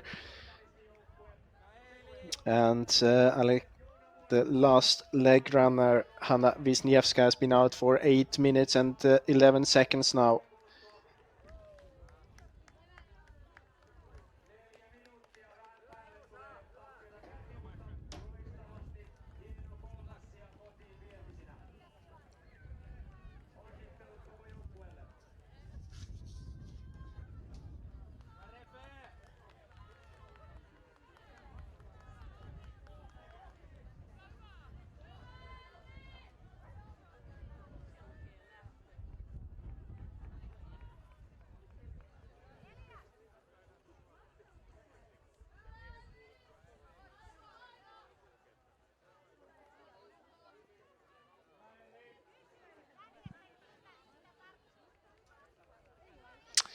So let's take a short look at the beginning of this third leg, where we have Iktisa in the lead, Kalevanrasti in second position, MS Parma in third, and Tampere Pyrinto in fourth. And you can see that Iktisa going a bit much there towards the north, losing a few seconds towards speed control, and Kalevanrasti getting a bit closer now within 1 minute. So good start there for Mia Niitinen. Not such a good start for Hanna Wisniewska, but still with a lead of about a minute and the teams behind without any bigger problems. And now we are following Hanna Wisniewska on the way to the second control. So on top of the hill here, coming out to this open curtain area, just heading down towards the control now. Let's see if she did a good job with direction here. Just to slow down a little bit in order to read the map.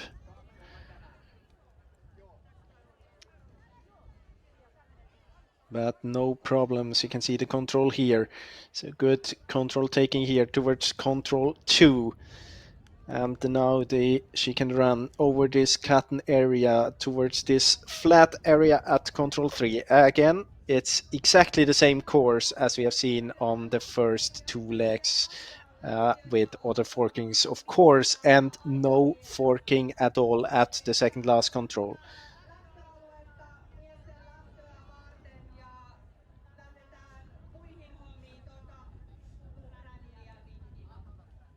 You can see that Tampere Pyrinto and MS Parma, they had different options at the first control. Tampere Pyrinto with the C option, MS Parma with the A option, and but they get together again. So good job there from both of the teams. And we are back with Hanna Wisniewska and Iktisa towards the third control, choosing to go on this small track here, a bit south of the red line, leaving it now. You can see there's almost no difference in runnability if you are on this track or if you are in the open forest.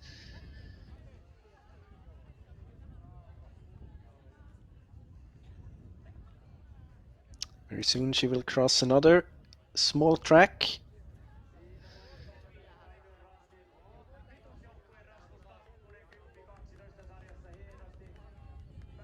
Here it is. So from here should only be a few meters to the control if she's at the right position.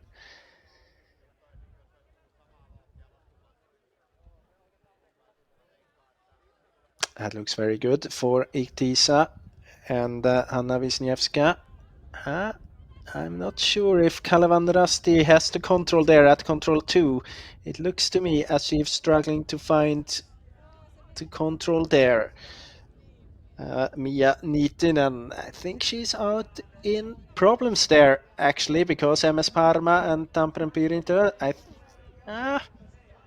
they might be off direction as well. So all 3 of them doing a mistake to control 2. They were, at least MS Parma was perfectly on direction. But then got towards the other 2 runners, and that of course makes the situation of Iktisa and Hanna Wisniewska even better than it was before already. Getting here towards the first TV control after 1.8 kilometers, punching there all alone still, of course. But the interesting question now is, how big is the gap and how big will the gap be after the mistake of Kalevanrasti, MS Parma and Tampere Pyrinto?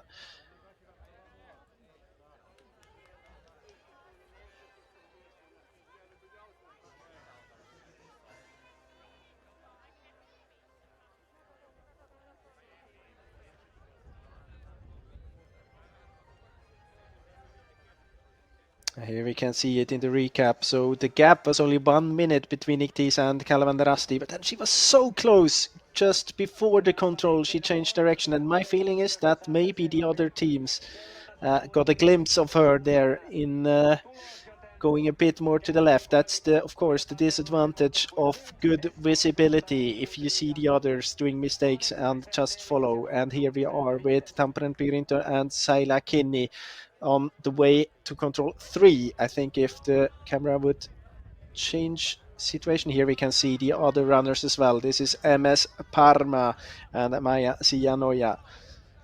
And somewhere there we should also have Mia Niitinen for Kalvan Rasti. All 3 of them quite much together. I can see it here on the GPS. Yeah, a few meters behind actually. You can also see that Iktisa left the control for quite a while ago. The gap between Iktisa and Kalvan Rasti was only a minute at control 2, and now it's far more than 2 minutes, I would say.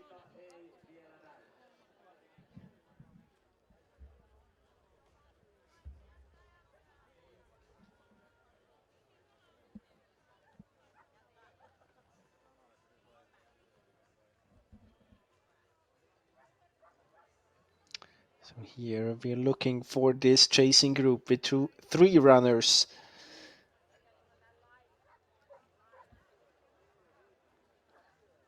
All of them coming here, all lined up with Saila Kinney in first position of those 3. Then Maja Sijanoja and the last runner of the 3, Mia Niitinen for Kalvan Rasti. All of them punching there, and we can see the gap now, 2.5 minutes. 2.5 minutes at the start. And the gap was somewhere around there for a bit less, of course, for Parma and Tampere Pirinto, but quite a big time loss for Kalvan Rasti.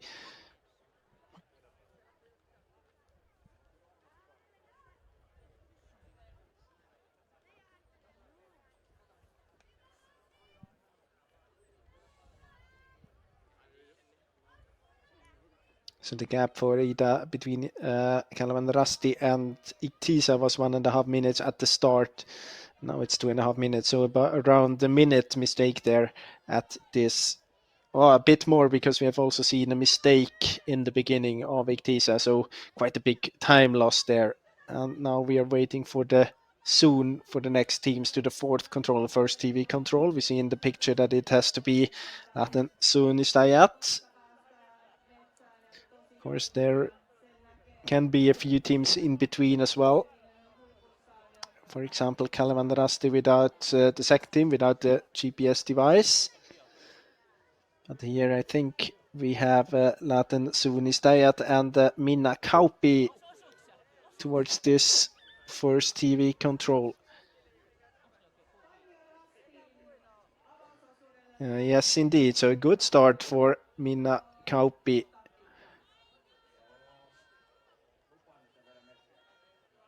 Almost a minute faster here on this first controls compared to Alexandra Hornik for Iktisa.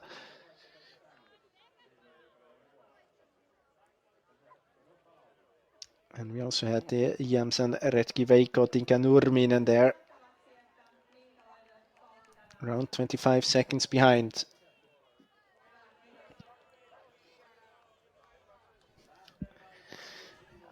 And as we are getting towards the end of the women's race, we also have the men's race very soon to come. So only 10 minutes left until the start of the men's race. You can see them all warming up here in the finish area, or the starting area. And you had in the picture first there Florian Hovald for Tampere Pirinto. Tampere Pirinto with a very strong team in this men's relay.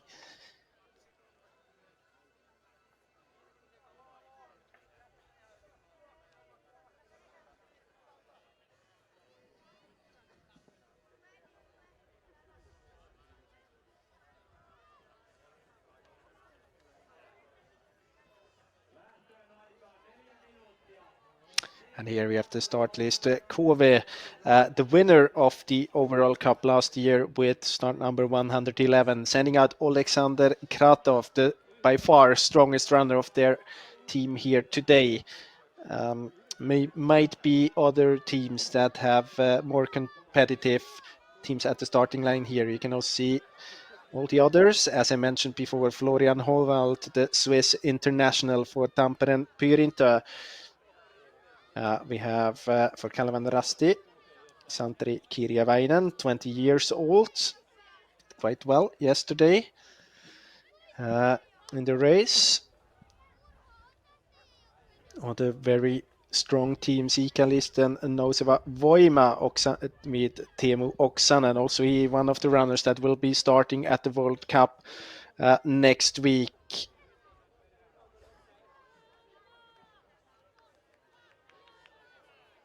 And one of the biggest favorites, Helsingin Suunnistajat, is sending out Otto Kaario on the first leg.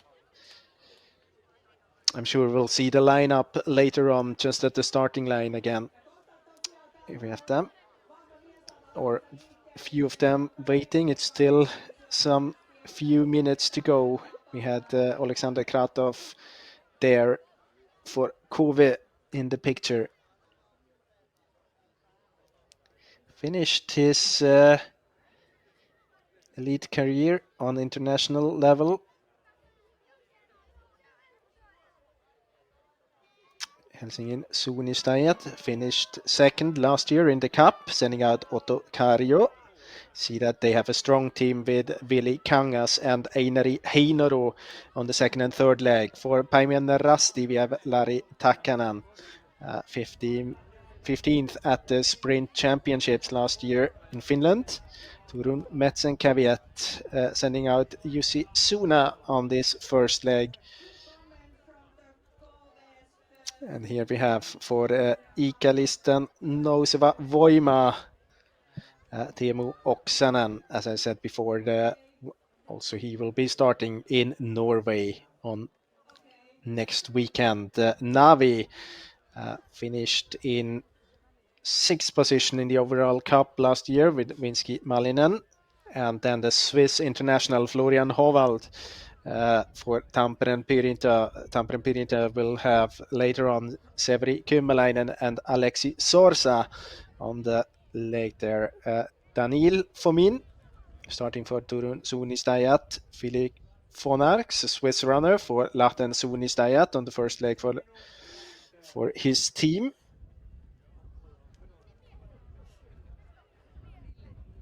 Niklas Saaremäki for Lynx.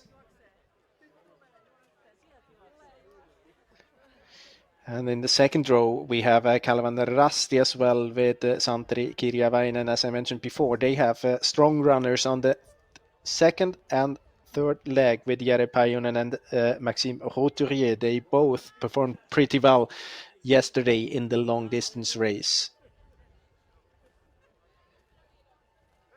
Very soon, the start in only a few seconds here. They will head out to their course. Quite a similar run if we compare it to the women's course, but we will for sure see more of this later on.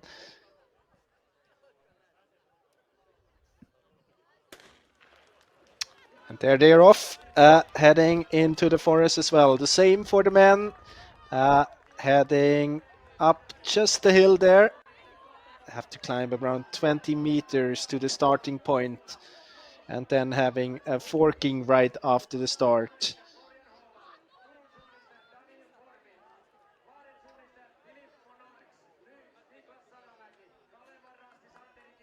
It's the same start as we have seen in the women's race. So it's the same kind of forking to this first control when they are heading up here.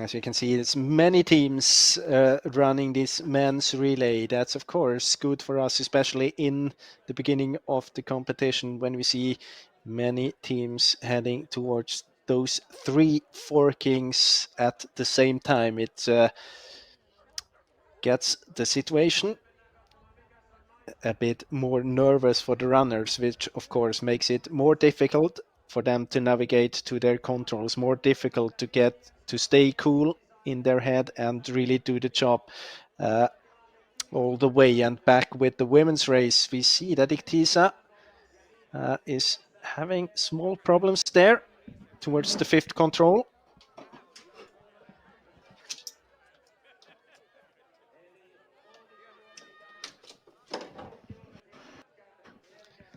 Losing time there, and that of course opens up again for the other teams, all of them heading down to the E control, the longest one there at control 6. So the gap now between Iktisa and the 3 chasing teams, only a bit more than a minute, and you can see behind Laten Suunnistajat, Minna Kauppi doing a great job there on this loop, now 1 minute behind the chasing group of the 3 runners.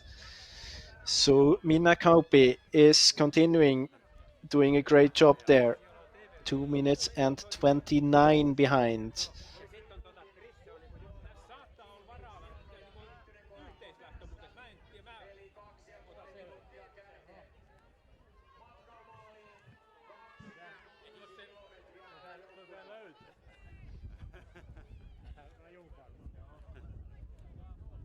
And if you see, I mean, at the first radio control after 1.8 kilometers, Minna Kauppi was 4 minutes and 9 seconds behind.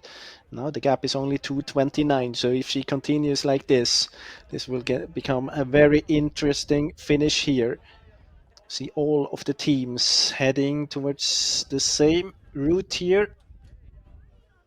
The long leg to control 9, maybe the one that caused most of the problems. Route choice like on the first 2 legs. Remember Merja Rantanen going all the way around there from the position where the 3 of them, Kalevan Rasti, MS Parma and Tampere and Pyrinto, are at the moment and losing quite a lot of time. See that Laten Suunnistajat, Minna Kauppi staying on the track for a bit longer. And here we are back with the men's race, so towards this first controls. This is exactly this first control. So they are climbing up the hill there where we have this A and B option, A and C option, sorry.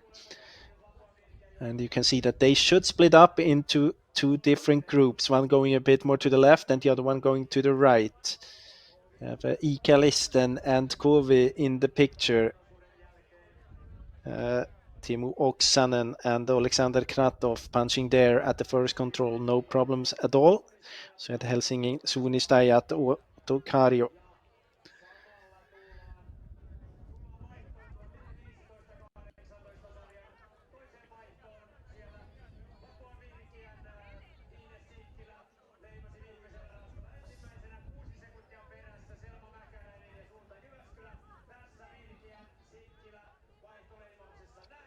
And a quick change back to the women's race where we are getting close to the finish, close to the decision now. Not many controls to go. I think they are more than halfway into this last leg here. And you can see that it's definitely a difference between Laten Suunnistajat's route choice and the one from Kalevan Rasti, Tampere and Pyrinto, and even a little bit different compared to MS Parma. MS Parma more in the tracks of Iktisa, a bit more to the north. Iktisa UF in the picture here. Hanna Wisniewska.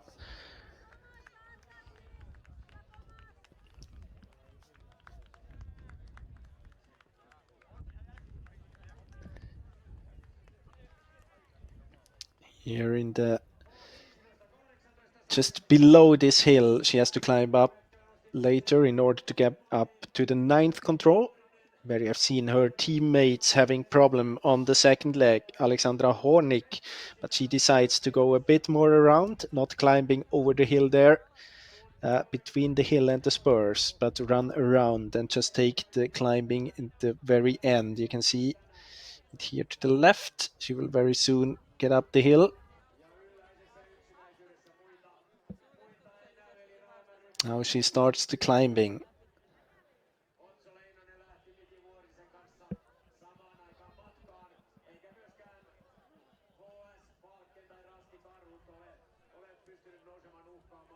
Can see that the teams behind, they split it up even more, so it's clear difference between the route choice of MS Parma and Calvandrasti and Tampere Pirinto, the last two of them together, and also clear difference between them and Latten Suunnistajat, as you can see here, but I guess that they will come together again, the three teams chasing Iktisa here towards the 9th control.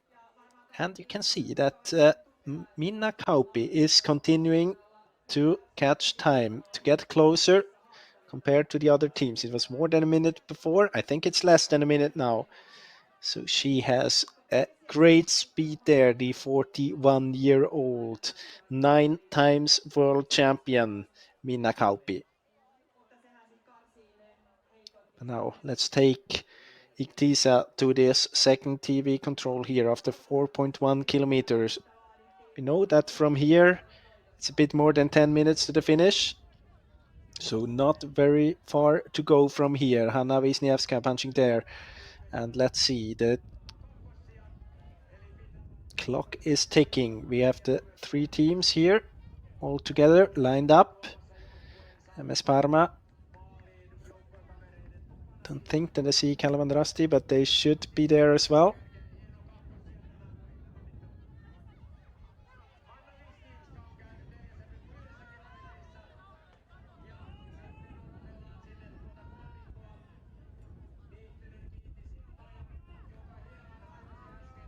So of course the three teams together punching there, now heading towards control 10, the TV control. Very soon we should also see Minna Kauppi coming to this 9th control. But first, the three of them getting to the second TV control, and the gap, yeah, more than a minute still.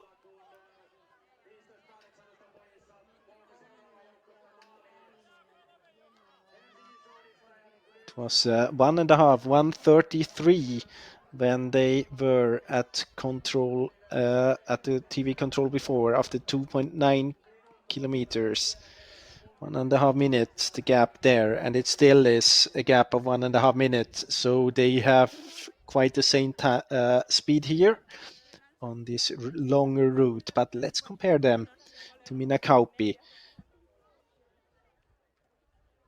2:29 she was behind.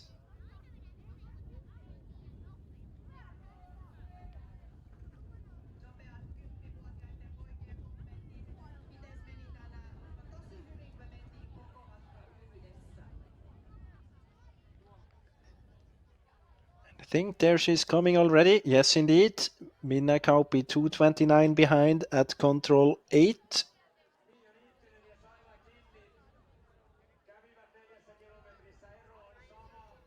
It's also approximately the same, I guess.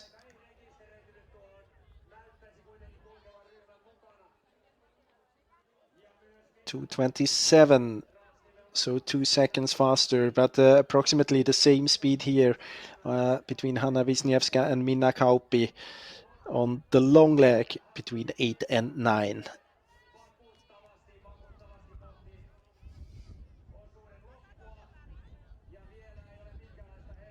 We lost MS Parma at one point there. At least we don't have the punch, but I mean they're on the GPS, so maybe just the radio control that was not transmitting the signal there right for MS Parma. You can see here that Iktisa chooses to go to the track there. If we remember back to the legs before, many of them were just heading straight on the top of the hills. It seems to be very fast. These are now having to enter this marsh and cross it, so might slow down her a little bit, but it's not far to go from here.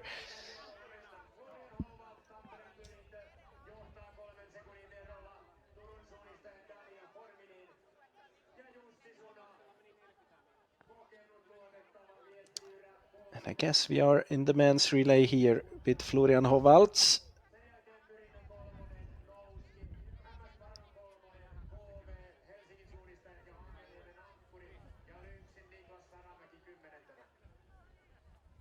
Yes, indeed, punching there in the lead.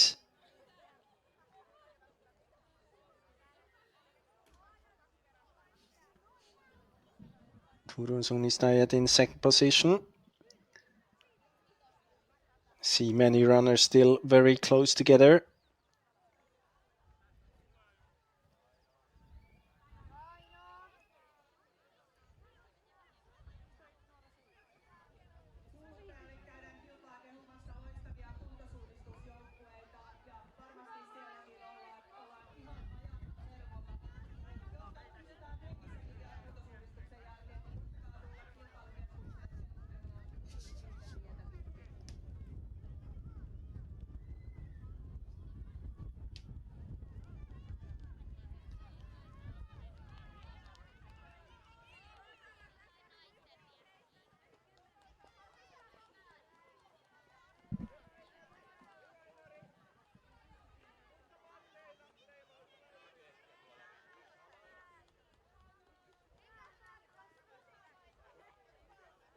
So we have around 40 teams within 1 minute, and still it seems as if it is one big group here all together.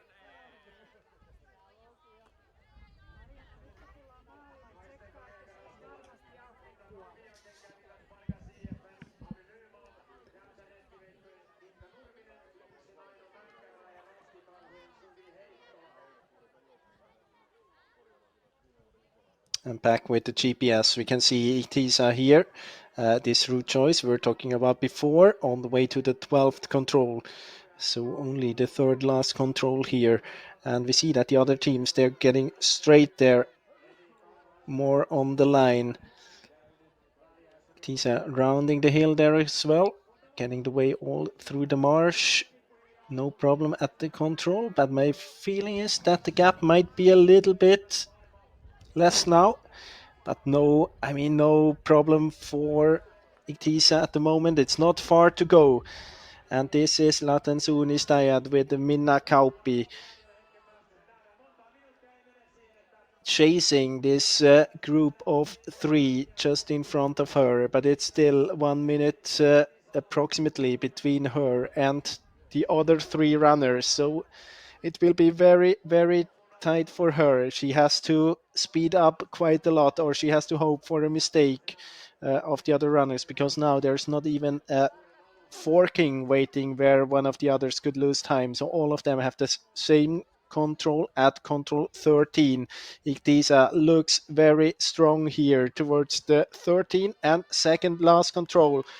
And only a few meters to go now, only a few meters of orienteering to do. And you can see down there the gap between Ihtisa and Minna Kauppi, more than 2 minutes. But the more interesting thing, of course, the gap between Ihtisa and the three behind, because she,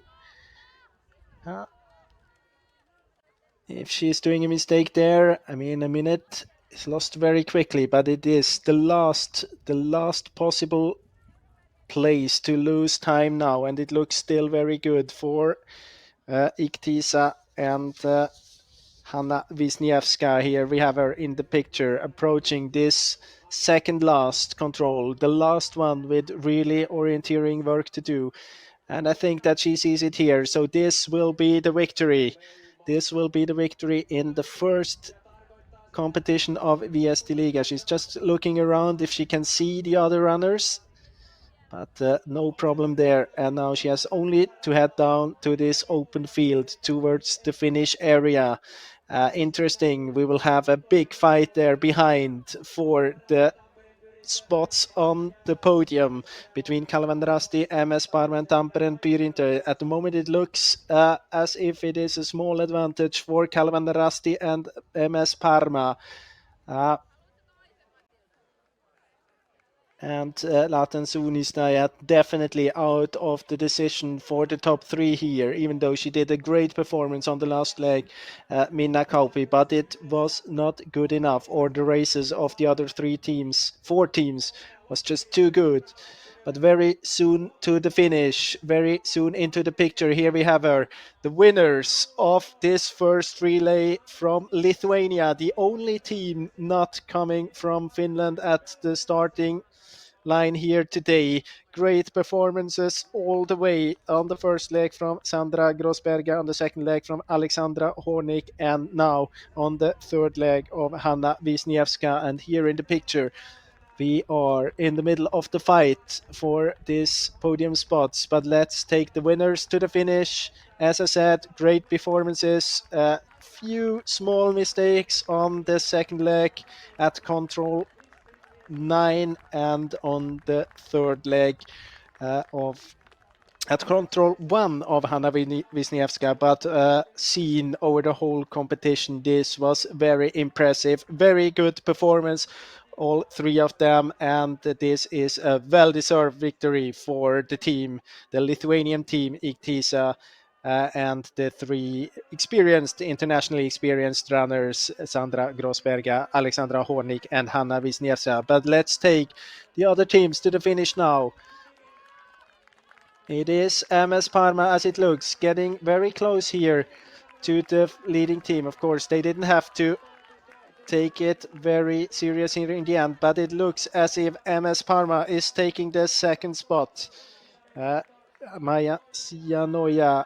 And then on the third position, we have Mia Niitinen for Kalevanrasti, and fourth and the leather position.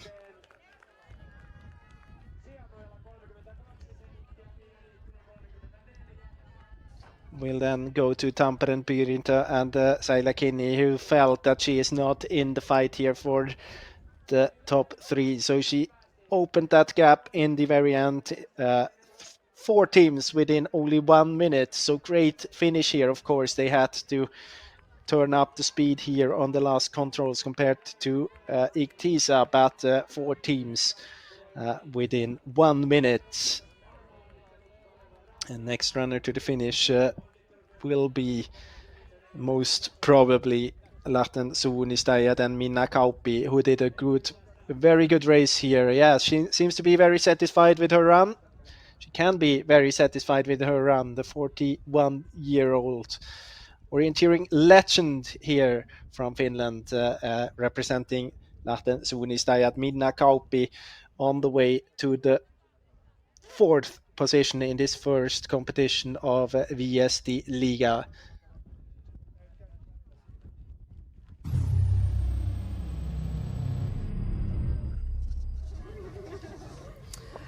Congratulations, Iktisa, for a great victory today. Hanna Wisniewska, you got to also do quite a lonely job there. So how was the route today for you?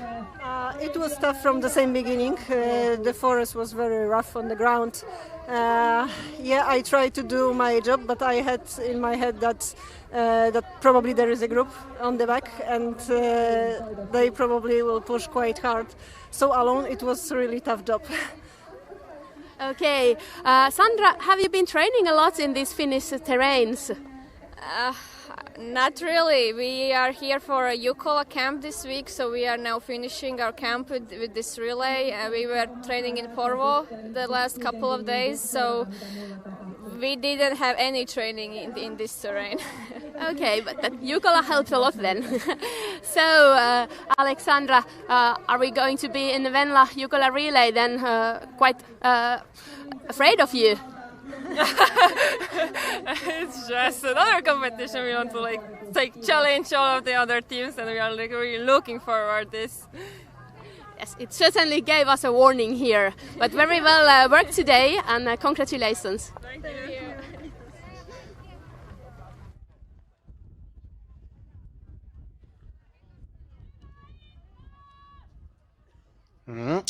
back with the runners coming to the finish. We have had quite...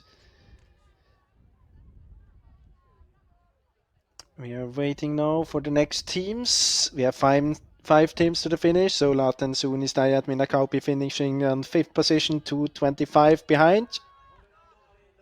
Next team here, Pargas IF, Nymalm getting into 6th position. And then just behind Jensen Retki Veikot, Inka Nurminen and Lynx Aino Menkerle into position 7 and 8.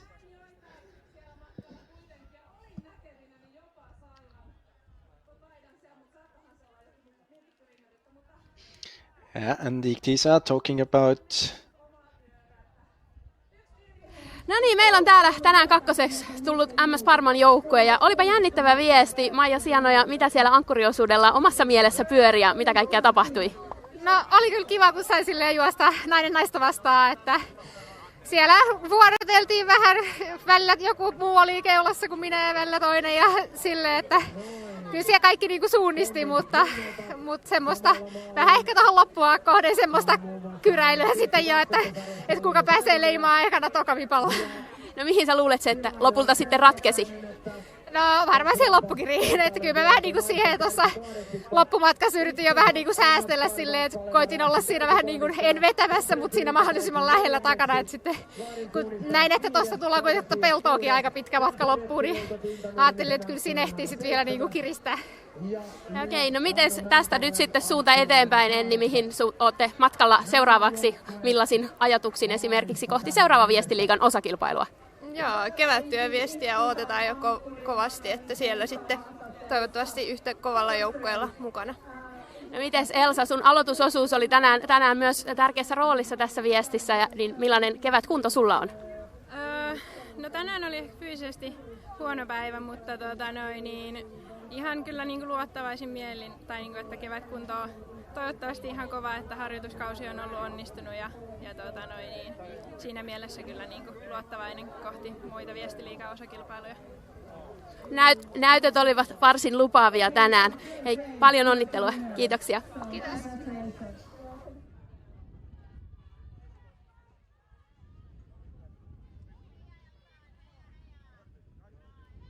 So this was the second team, MS Parma, and of course, coming back to Iktisa, they said they tried to prepare here for the Venla relay, and I think, can't have a better preparation or finish of a preparation camp than winning this race here, this relay competition on Finnish ground at the end of your preparation. Camp, of course, gives you a lot of confidence towards the coming tasks, the coming relays, and especially Venla in Finland then. Waiting for the next teams, the last teams to finish in the top 10. We can say that we had Paimien Rasti on 9th and Kangasala on 10th, and now we're getting back to the men's race. We have seen at Control 4 in between, just before the decision in the women's race, that there were really many teams still together. No bigger group getting away. See there that Tampere Pyrintö, a small hesitation from Florian Hovald at Control 6, but still in the lead at Control 8, at least among the teams we have with the GPS device here. It's the same as in the women's class, that it is the top teams of last year's Relay Cup Viestiliiga that is having GPS devices today. So there might be quite many teams here in the beginning of the course we will see without the devices. And now you can see that there's a different course compared to the women from this moment here. Control 9, we had the TV control. We will see the runners come here. This looks like the kit of Florian Hovald of Tampere Pyrintö coming quite alone here.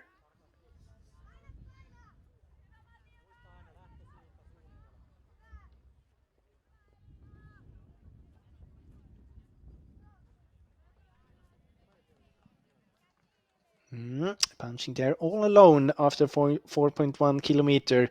So this is the TV control we have seen in the women's race until here. The course is exactly the same as before, and this is the chasing group now, the big group in the lead of this. Alexander Kratov for Kove, but is almost exactly a half a minute behind the Swiss runner in the colors of Tampere and Pyrintö. And then behind Kove, we have Torun Metzenkävi, the second team, Eduardo Gil Marcos, Lynx, Niklas Saramäki, MS Parma, the third team with Jürgen Jonas and Ikalis Nousema. Voima, second team, many second and third teams here in the beginning, but still in this chasing group behind Tampere and Pyrintö, we have many runners still together as we had it at the first TV control. So still quite open race here for the runners behind. And you almost get a little bit of a Jukkola feeling here when you see the runners all lined up behind each other's.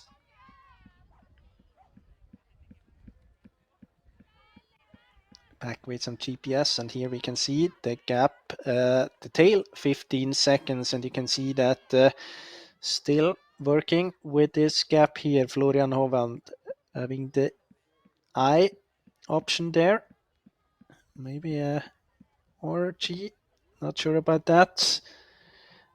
Maybe the gap now a bit closer, maybe it's only half of the advantage now, around 15 seconds, but he's still all alone in the lead. We see that Kove is there, Helsingin Suunisnajat is there as well.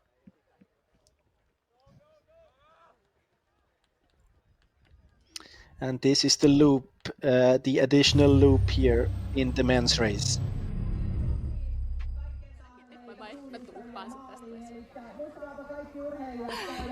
No niin, Minna Kauppi, äsken taas nähtiin tuttua menoa tuolla metsässä ja katsottiin, että kuinka kovaa sieltä tullaan ja mihin asti nousee, niin oot aika kovassa kunnossa.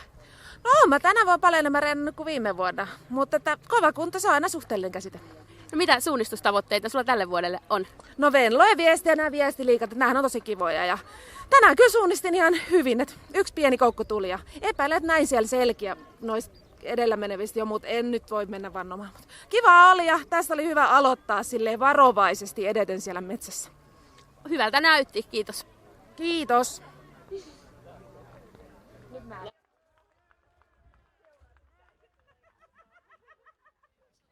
That was Minna Kauppi.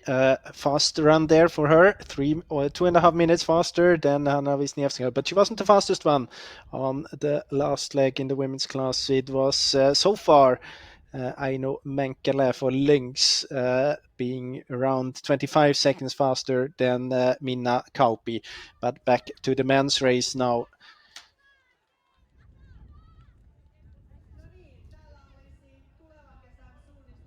Where we get the pictures from out of the forest in beautiful conditions here in Finland.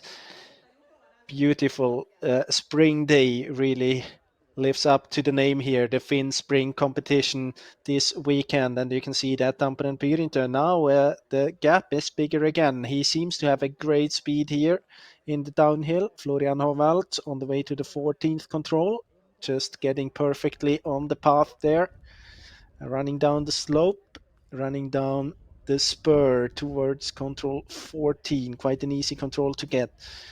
We have Kove there, Alexander Kratov, the Ukrainian runner that just finished his elite career. Or at least his international elite career, of course. And then we also have links there, Niklas Saramäki.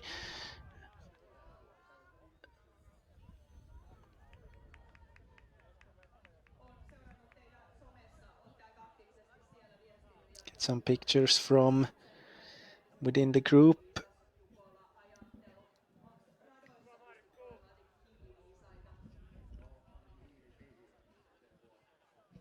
I can see that the visibility here compared to the part in the very beginning, I mean, it's good, but you can see there are quite many branches and smaller trees, so you don't really see this 100 or 150 meters or let's say 50 to 100 meters ahead, as you can see around the third control. Back with the GPS, we can see that still the gap between Tampere and Pirintö and the other teams, it's around half a minute.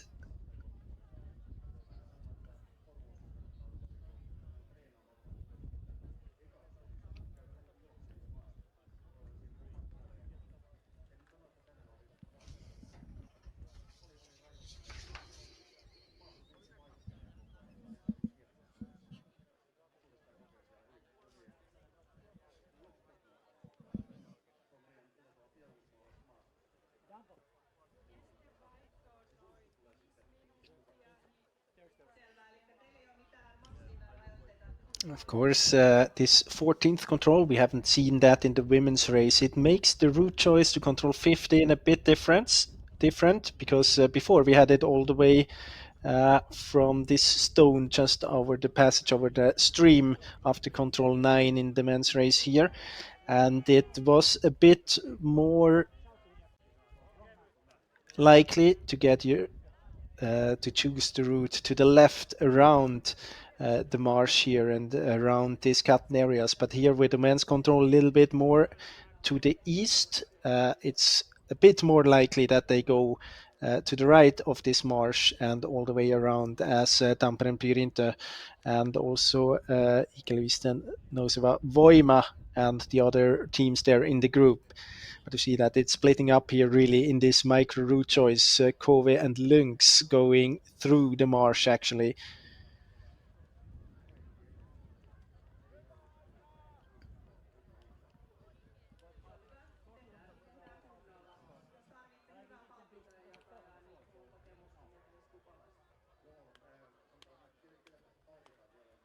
For me, it's a bit surprising that Kove now choosing to go so much to the left after exiting the control 14 on the track. Could have avoid to run through the marsh there by just going left from the beginning. And you can also see that control 15 is a different control compared to the control you've seen in the women's race. So of course, this makes it even more convenient to go to the right and just head towards where we see Ikävisten and Turun Metsinkävijät, and then follow the bottom of the hill, this track there, towards control 15. So very soon we will see the first changeover in the men's class, because after control 15 it's only control 16 and 17 left. 17 the last control back in the arena, 16 the last forking here in the men's race.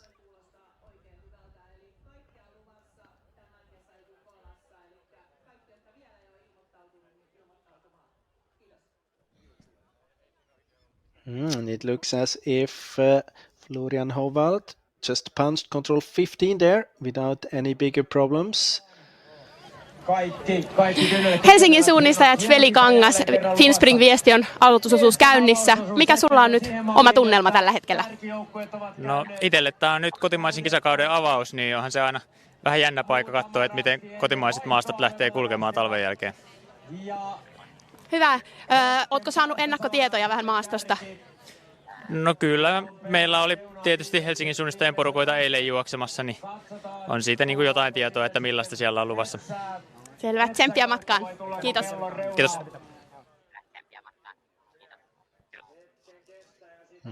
Back with the GPS now, can see that very soon. Hovald is at the second last control. We just see Kratov punching control 15. There are a few runners just behind him. I guess that it's the whole group there lined up after this, after Kove, as we have seen it in the first and in the second TV control. And Tampere and Pirintö now heading down towards the changeover, towards the finish area, and the gap actually is quite big now. I would say around 1 minute. So a great performance of Florian Hoval. Just ran out the picture there to the right, coming in his red and white jersey for Tampere and Pyrintö, and that is a very, very impressive performance here on the first leg of Florian Hoval. Sending out now Severi Kymäläinen for Tampere and Pyrintö to this second leg. So very good base here on this first leg for Tampere and Pyrintö. They have a strong team coming, because after Kymäläinen we have Aleksi Sorsa as the anchorman, and he will be a part of the Finnish World Cup team in just a few days in Norway as well. So let's see how big the gap will be, how big the gap is here between Tampere and Pyrintö, and maybe Kove, who was the first chasing team. Here is Alexander Kratov. Also have, I think it is Turun Metsenkävijät. Jussi Suna. Yes, indeed. He will be punching into second position.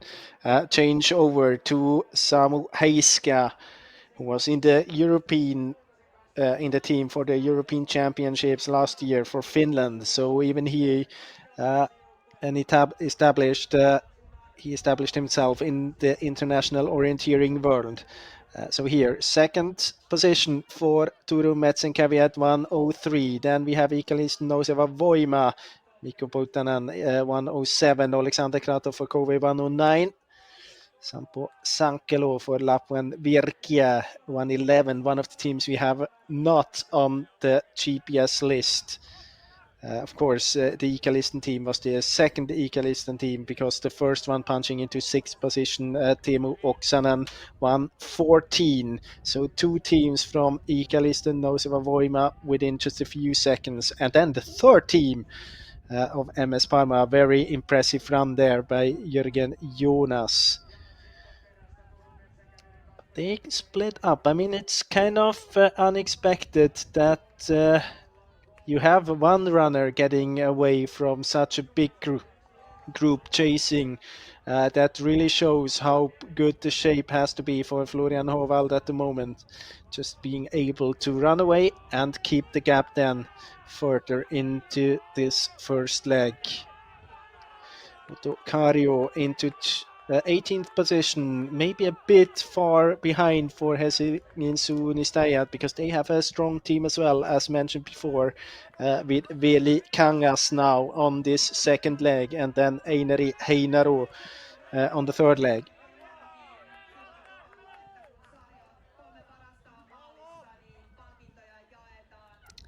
"30 teams within, let's say, 2.5 minutes. So if you have to chase other runners, if you are a bit behind as Helsingin Suunnistajat, it's definitely an advantage to have many runners between you and the leaders, because it makes it easier to chase down the leaders when you have backs to run at. If you have someone who is giving you a back to chase down and then see the next runner, you can take over. So maybe if you're searching for something positive in the situation for Helsingin Suunnistajat, that could be something that in between the leaders of Tampere and Pyrintö and their team, in between those 2.5 minutes or 2 minutes, it's quite many runners.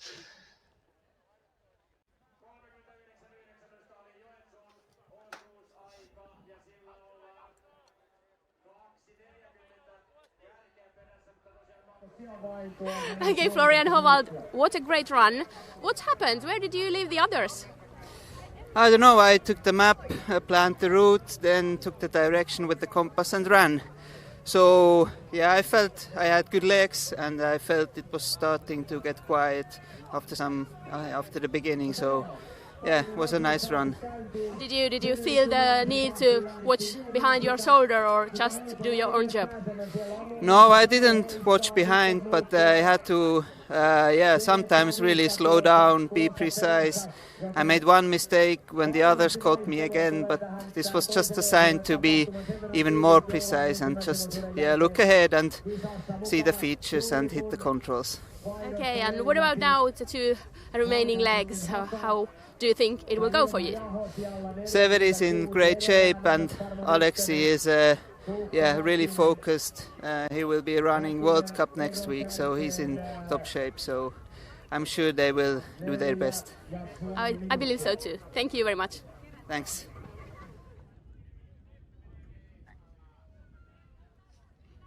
Quite a few interesting things he said. First of all, if a runner says that he had good legs and that he didn't watch behind, then you can be sure that he is in a good shape. So the case for him. And of course, he was talking about this small mistake as well at control 6 that made him even more careful in the rest of his first leg here. And here we have the standings, the top 10 after this first leg.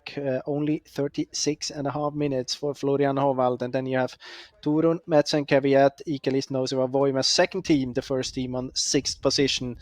KV, Lapuen, Virkia, MS Parma, third team there as well. But you see that many runners within 2 and 2.5 minutes. Otto Kari for Helsingin Suunnistajat 2 minutes behind. But you can see that the gap just before him, there are many runners between the second position and himself just within a few seconds, so that might make it a bit easier for him or for his teammate on the second leg in the future.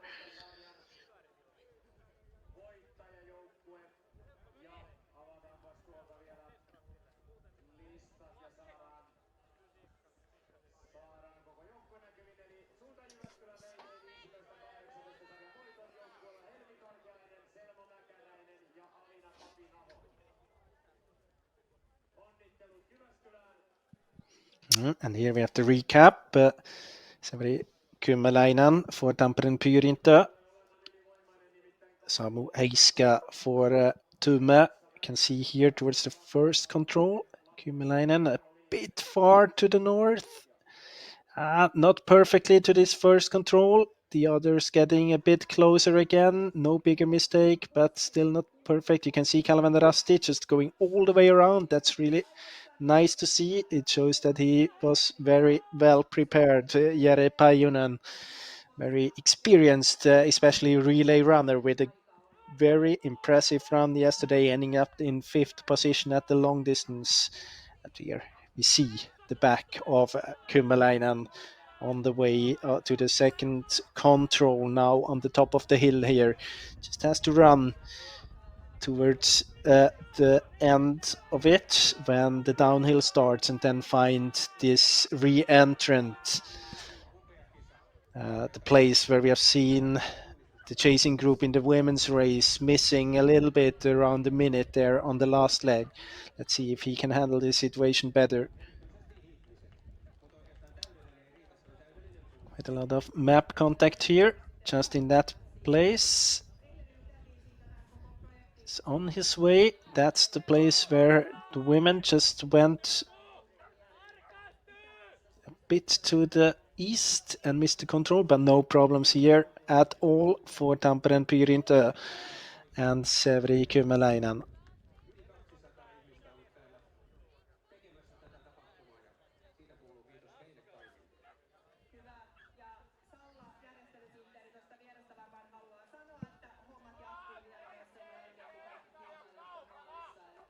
You can see that difference here now with compared to the pictures before, where you really could see how many map contacts he had, and here it's no map contact at all. It's just full speed towards this track and towards the border of this open area. We can also see that Turun, Merz and Kvyat is around 20 seconds behind, choosing a bit more of a straight line out there.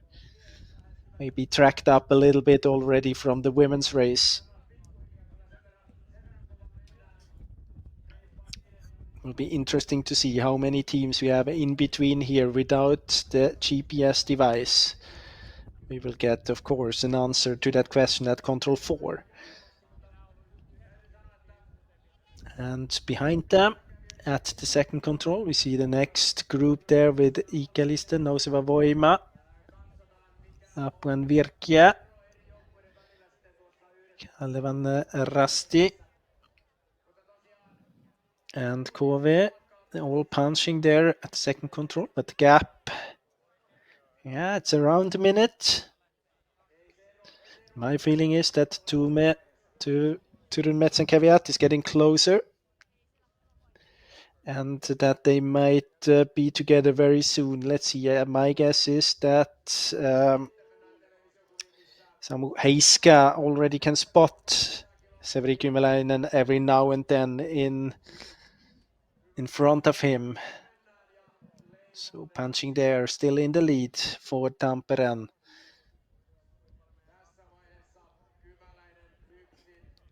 He well prepared at the control. And here we have Turun Merz and Caveat into second position. The gap only 13 seconds.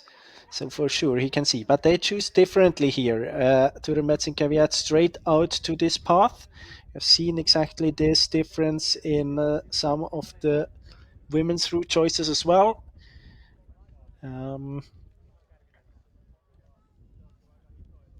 Of course, when you come from the control before, you see that it's very open here, so it might lead yourself to a decision to continue in this open area. I think that's a runner running in another class.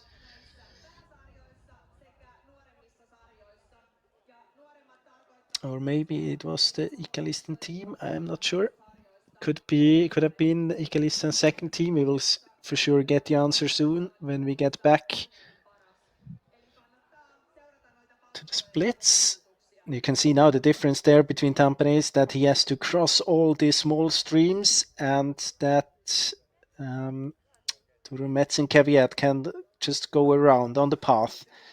It wasn't Ikalisten there we have seen in the picture, because here is the group now, the chasing group, 1.5 minutes behind almost, and both of the Turun Merz and Caveat teams are top 3. So 1:26 behind Marek Minar for the second Turun Merz and Caveat team. Then we have Ikalisten, Nouseva Voima, Mikko Knutila, Lungs with Florian Fritzen, Lapun Virkia, Toni Antti Vittasari, and Kalevan Rasti, Jere Pajunen.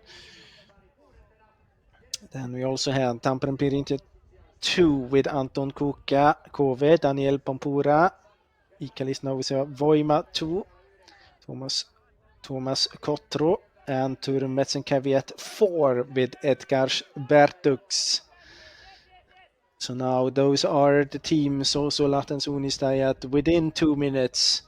And now we have this many teams here. Helsingin Unistajat also there, 2 minutes 16 behind, able to catch 2 positions, but still the gap more than 2 minutes.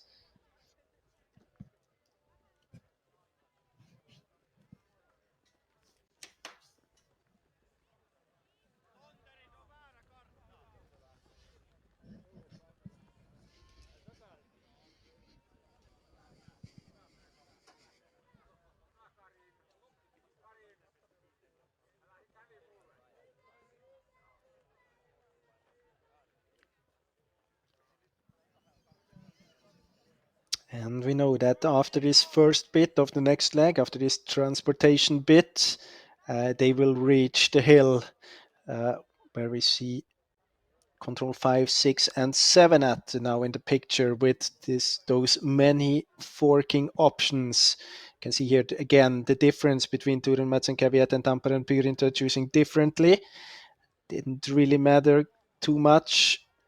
You can see that no one of the chasing teams went out on this Turun Merz and Caveat option. Good control taking there for Tampere and Pyrinter. Also no problem at all for Turun Merz and Caveat.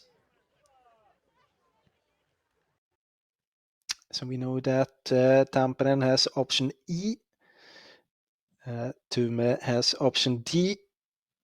So it should be a bit faster here for Tampere Pyrintö, at least at the 6th control, I think also to the 7th control.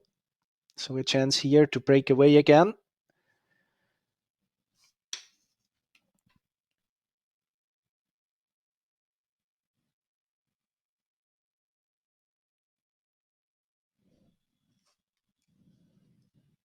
And here we have further chasing teams.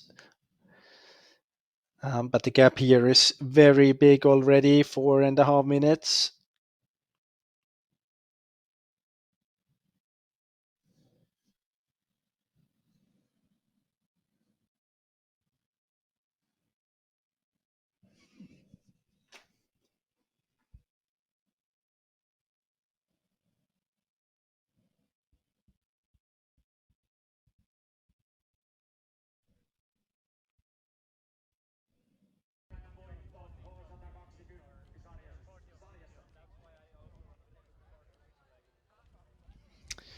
Yeah, and as expected, a bit faster option, but I think he got to the wrong control there. Let's see, he should go to E. Yes, indeed. So Severi Kemelainen went to the wrong forking. So he must have misread the map because there was no other runner that could have caused him any troubles. So maybe they are together now. The two teams, the two leading teams, Turun Metsänkärviät and Tampere Pyrintö. Yes, indeed. You can also see that Lapuan Virkia is heading towards control 6. Small mistakes there by Ikalisten. Also Turun Suunnistajat. I'm not sure if they are a bit off, but got the situation under control again.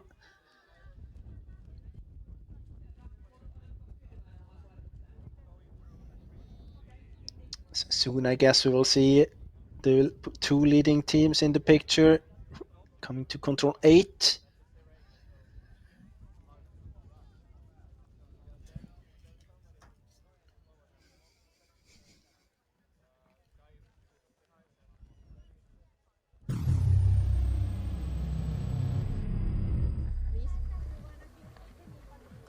Kilpailujohtaja Harri Lukander, ollaan saatu nauttia hienosta Finnspring-viestistä täällä ja eilen henkilökohtaisesta, niin millaiset nämä Finnspring-järjestelyt on teille olleet? 6 vuoden projekti, aika tiivistä työtä, joukko on kasvanut koko ajan, ei pysäytetty valmistelutöitä edes koronan ajaksi, että vietiin määrätietoisesti eteenpäin. Näitähän siirrettiin siis vuodella jo kerran. No, miten sitten tänään tuntuu, että kilpailut on menneet? No, aika kiitollinen olo, hienosti on mennyt ja porukka on venynyt. Myöskin yllättävissä tilanteissa. Kaikesta on selvitty. Eli tänään on kilpailujohtaja päässyt sitten ottamaan jo vähän iisimmin. No mä olen koko ajan ottanut sillä samalla tavalla, että ihan hyvä olo, oikein hyvä olo ja kiitollinen olo. Kiitoksia. Kiitoksia.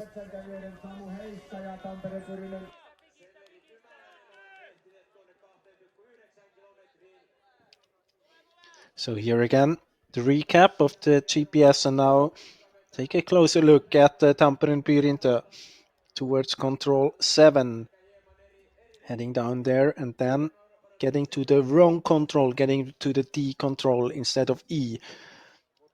So small problems there for Ikalisten and KV, but only minor problems. So see also that Tampere and Turun Metsänkärviät splitting up on the way to the 9th control. That's very interesting. There's a straight way for Turun Metsänkärviät heading to this street using this Sandra Grossberga option to run all the way around, I guess.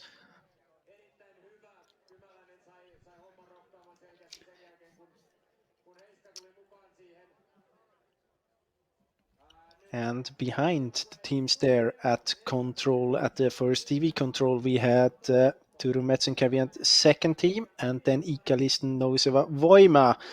So let's see who is getting there next. It's Anton Kukka for Tampere Pyrintö's second team. So had the fourth team of Turun, Metz and Caveat with Edgars Bertux, the former world champion in the middle distance more than 10 years ago in Switzerland. And here we have Helsingin Suunnistajat still those 2 minutes, a bit more than 2 minutes behind. So now we have this big group again getting to this second TV control. See that Kove losing time here on the second leg. Not so unexpected. They had with Alexander Kratov their strongest runner on the first leg, definitely.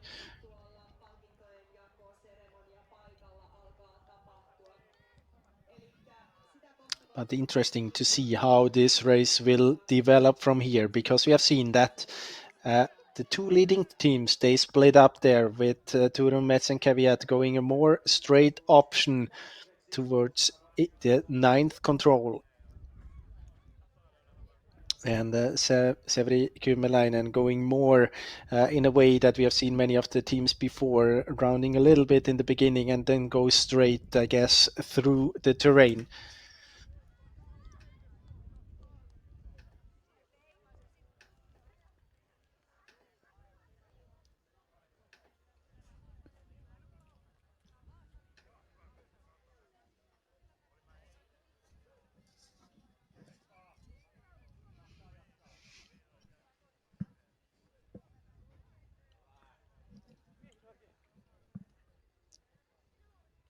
And this is the recap. We can see that the Turun, Metz and Caveat with Samu Heiska all the way around, all the way on the Grossberga route there. Maybe a few seconds faster indeed compared to Severi Kymmelainen for Tampere Pyrintö. So a good decision there to go all the way out, just out, straight to the path, straight to the road there from Control 8. And now we have the back of Samu Heiska here in the picture.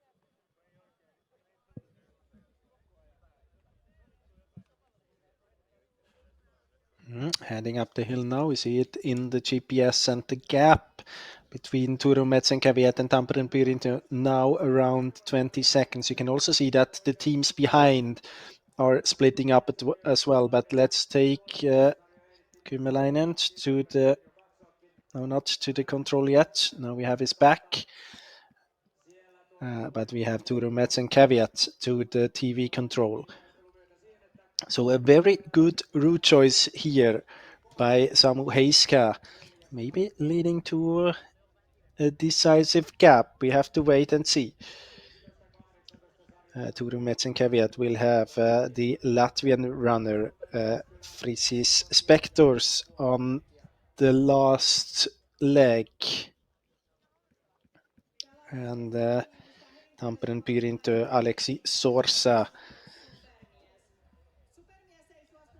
You see that gap, quite exactly 20 seconds.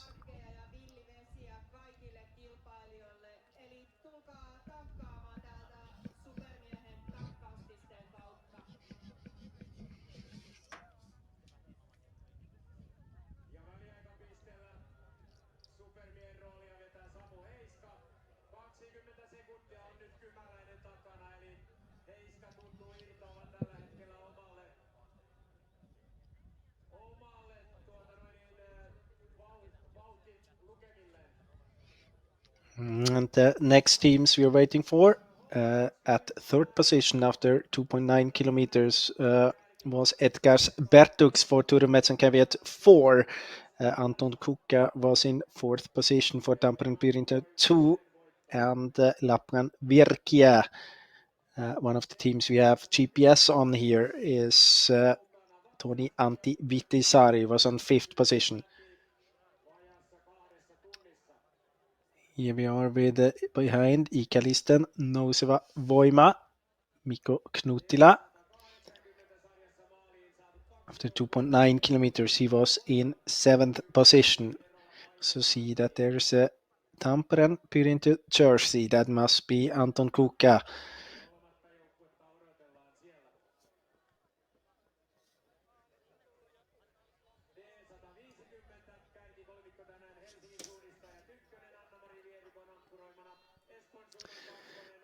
And the gap at control 8 was 1:54 to the chasing group. It's more now. It has grown. So a very good decision by Turun, Merz and Caveat to run straight out from the control and go all the way around there. It's about 20 seconds faster. So now Kalevan Rasti, Jere Päijönen into 3rd position, 2:18 behind. Tuomas Kotro for Ikalisten Nouseva Voima, 2nd team, 2:19 behind. And in 5th position, the first team of Ikalisten Nouseva Voima, Mikko Knuttila. And then quite many teams to follow. So this still is a big group here chasing.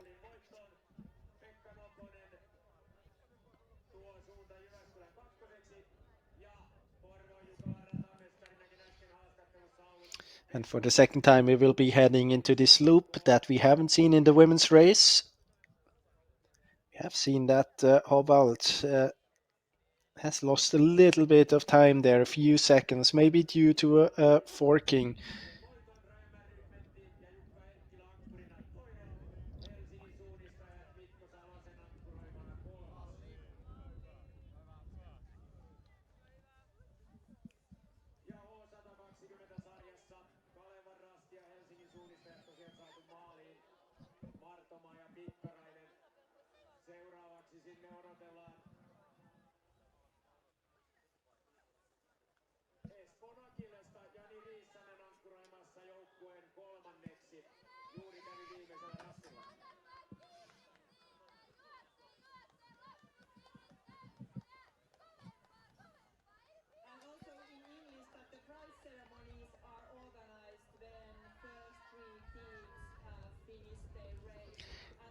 And as mentioned before, there are forkings on this waiting loop here, and it's quite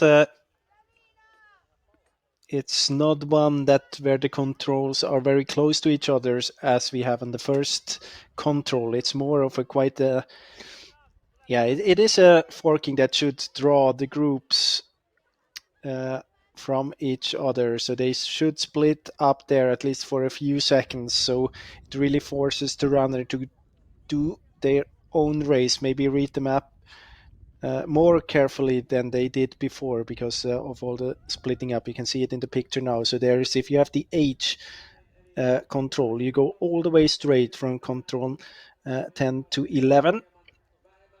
And then if you have the G control, you have one more control there in between. The same for the I control as well. So if you have H, you have one control less here on this option. And you can also see that Turun, Merz and Caveat and Tampere Pyrinto did a small mistake there at control 13, but they are more or less together again. The gap before was 20 seconds. Now I think they are together again.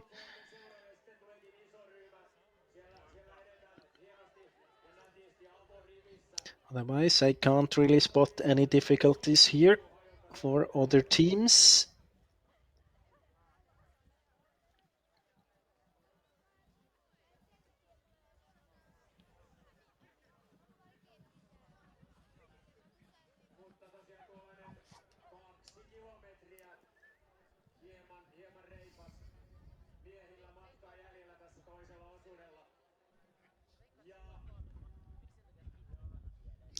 You can see that the camera is just behind the highlighted runner in the picture to the right.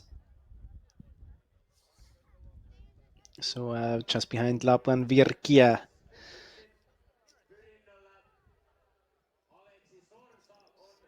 And Toni Antti Vitasari now back, and we see that not really contact for Kymäläinen, not really contact, but maybe visual contact.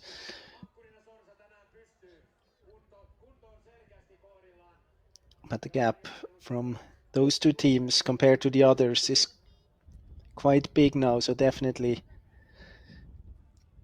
they have to do mistakes in order to get the other teams in contact again.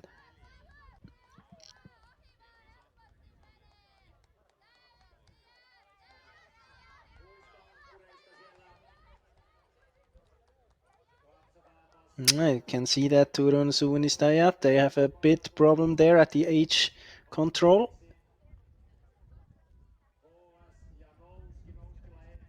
I don't know, it seems as if he was there, so maybe he doesn't need this control, or then he just didn't spot it. It's Justus Vuori.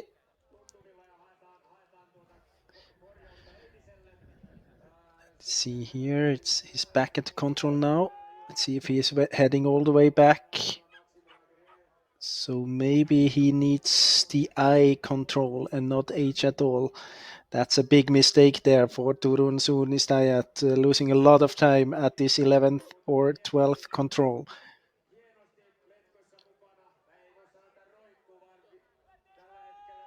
He's now off direction as well.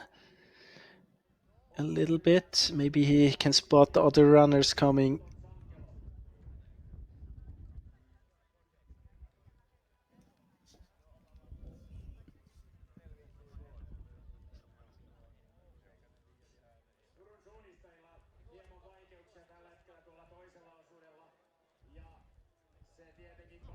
I can also see that in the lead there at control 14, Tampere Pyrintö and Turun Metsenkävijät are splitting up again. Severi Kymäläinen choosing to go more to the right, taking this small track, and Turun Metsenkävijät staying on the left side of the marsh.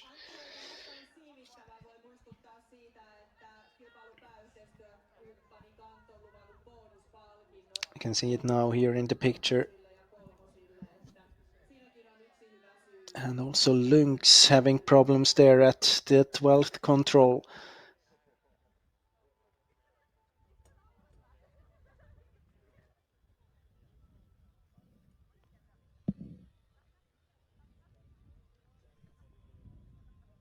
So here we are at control 13, the one that all the runners get together again, that collects the runners after this massive forking between control 10 and 12.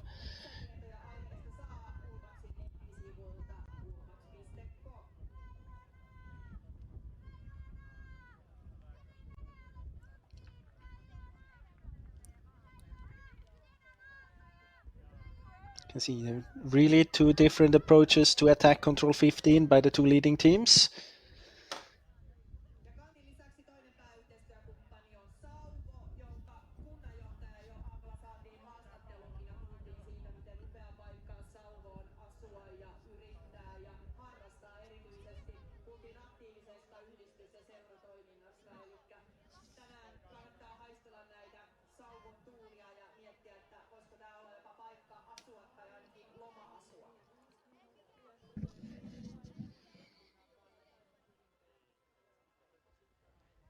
My feeling is that it is an advantage for Turun Metsenkävijät now, for Samu Heiska.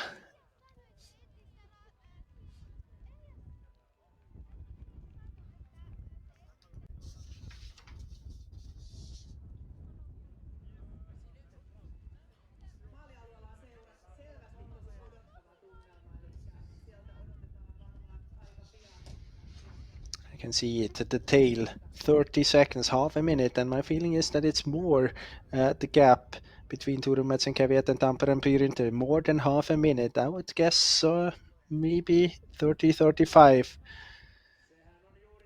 But he's not at the control yet, of course.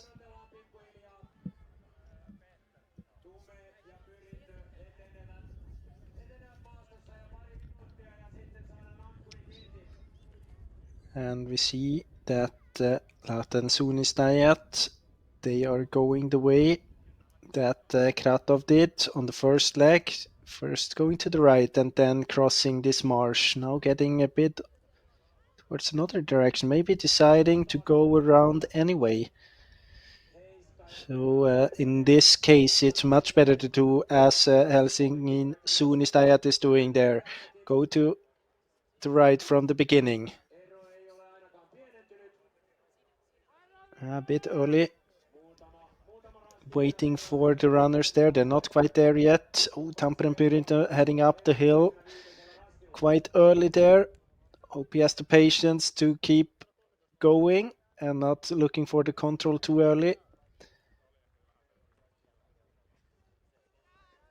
Seems all right though.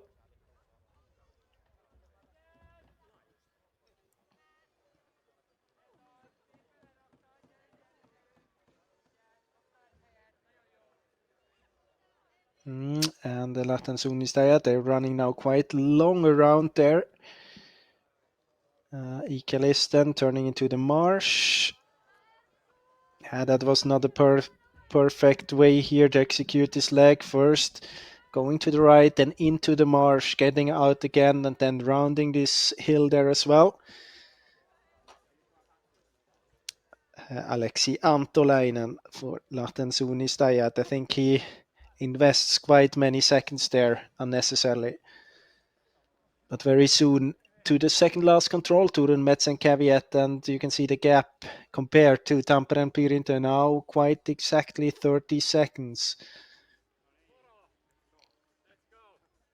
And very soon to the changeover.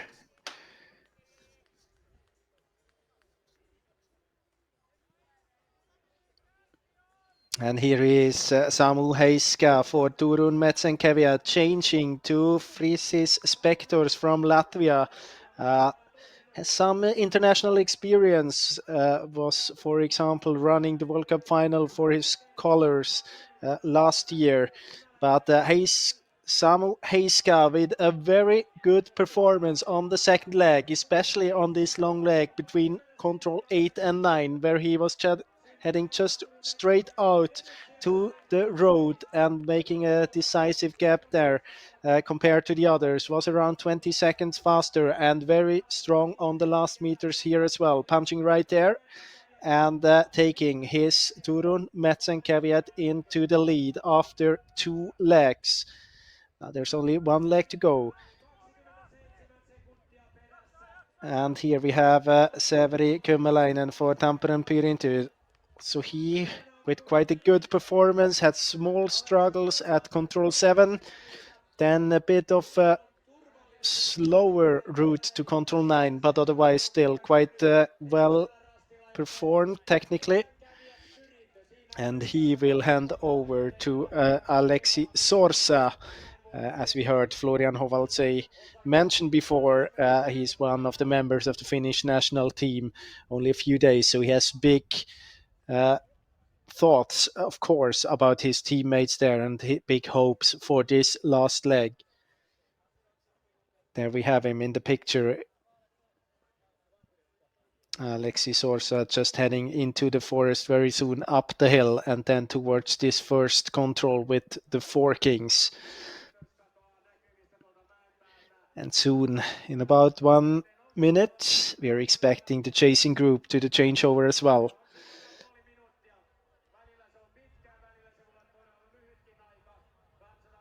After 4.1 kilometer, it was Kalevan Rasti, then it was the 2 teams of Ikalist and Nouseva Voima. So let's see who is coming first here. I think it's about the same team. Maybe a big advantage for Ikalisten. Don't have, of course, we don't have the second team of Ikalisten there, Tuomas Kottero on the GPS screen. But we can see Helsingin Suunnistajat and Ikalisten. Here they come. We have Ikalisten there. We have other teams as well.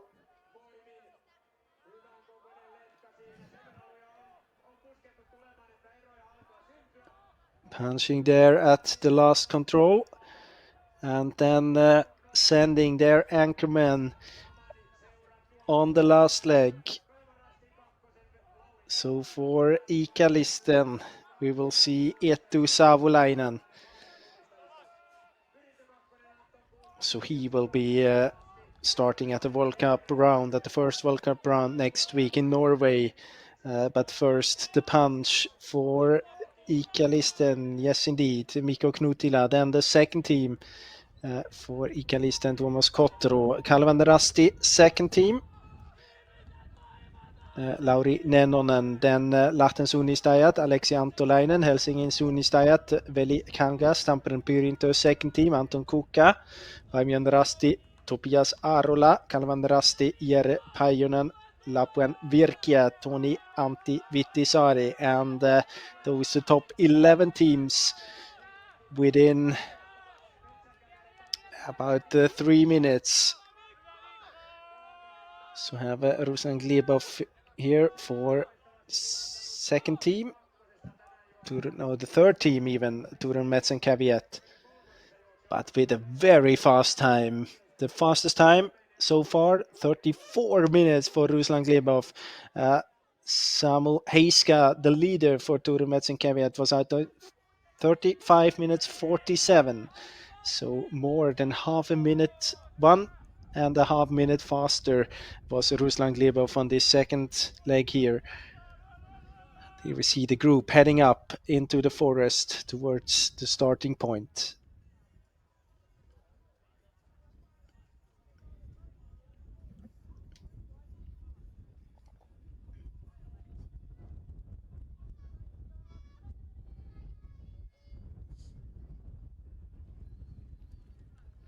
So the gap between the two leading teams definitely grew up to more than 2 minutes after one leg.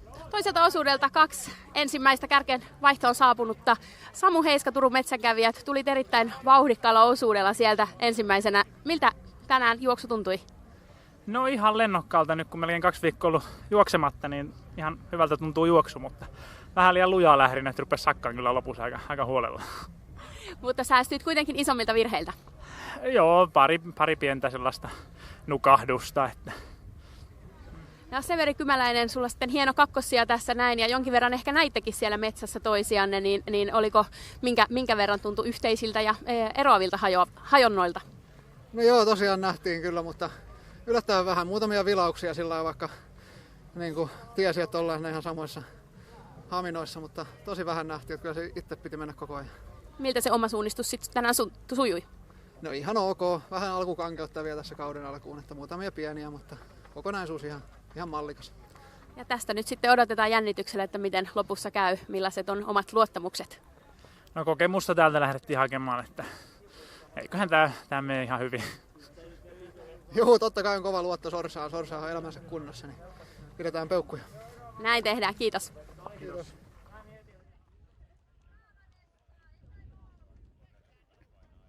So here again the standings after 2 legs. We have the 2 leading teams and the gap of more than 2 minutes between them to this big chasing group behind, and this will be interesting, of course. Can those 2 teams in the lead defend their advantage they have on this last and final leg?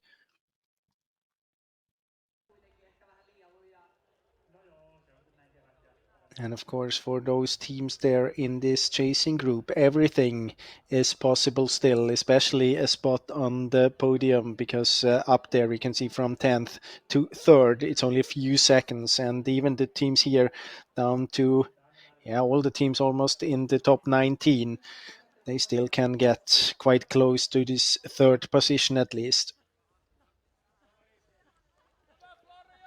Can also see that there are many teams, many 2nd and 3rd and 4th teams even here among the top 20.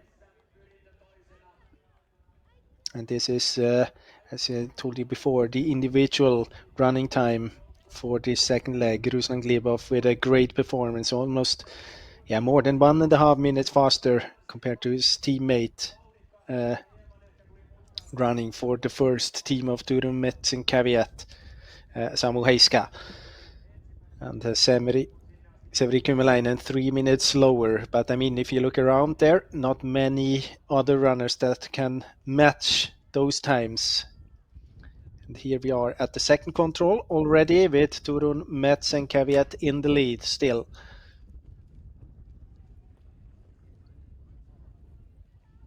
Frisis Spectors.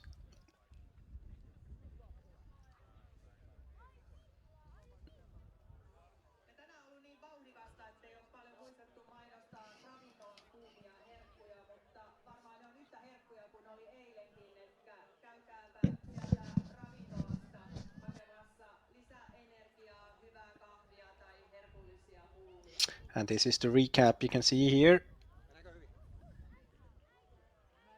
The gap not very big between the two. They have different options here.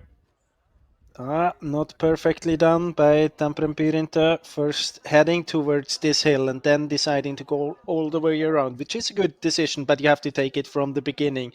The same for Ikalisten, Noseva Voima there. Not perfectly out from the start when it comes to direction. You can also see that Paimion Rasti did a small mistake. Frédéric Tranchon, the anchorman for Paimion Rasti there, having the A control but getting too far to the south. And the gap now between Turun, Merz and Kvyat and Tampere Pyrintö around 45 seconds.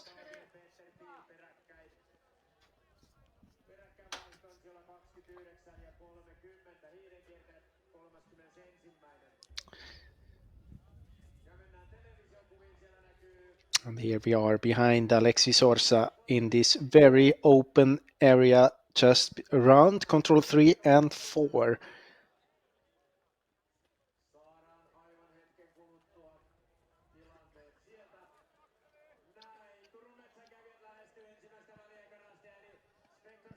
Let's see how the race is developing.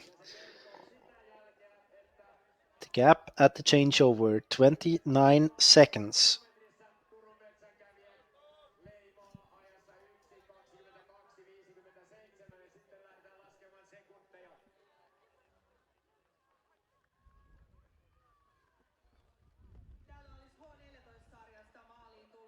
Ikalisten. Eetu Savolainen drawing a perfectly straight line towards control 2 there.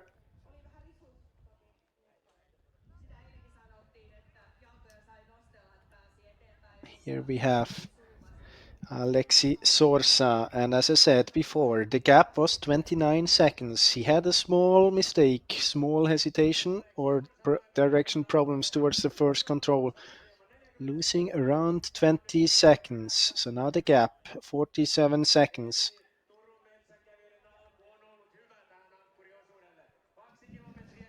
But as you can see here, they choose differently. We have it now exactly the other way around compared to the second leg where we had Tampere Pyrintö going more straight out to these streams and Turun, Merz and Kvyat having for the path and the track, and now it's the other way around. Tampere Pyrintö going to the track all the way around.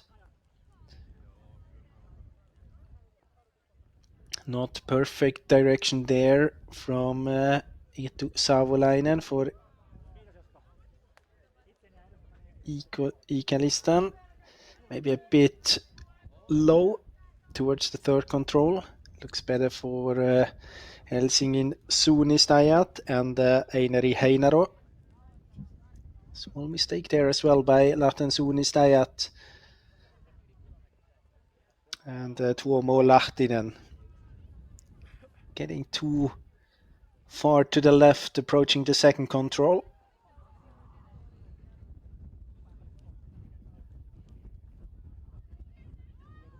Same, I think it was for Kalevan Rasti, maybe.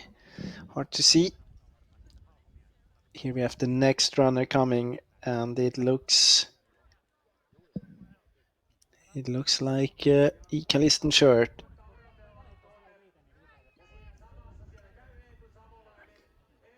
Yes, indeed, it's Eetu Savolainen punching there. 2 minutes and 31 behind.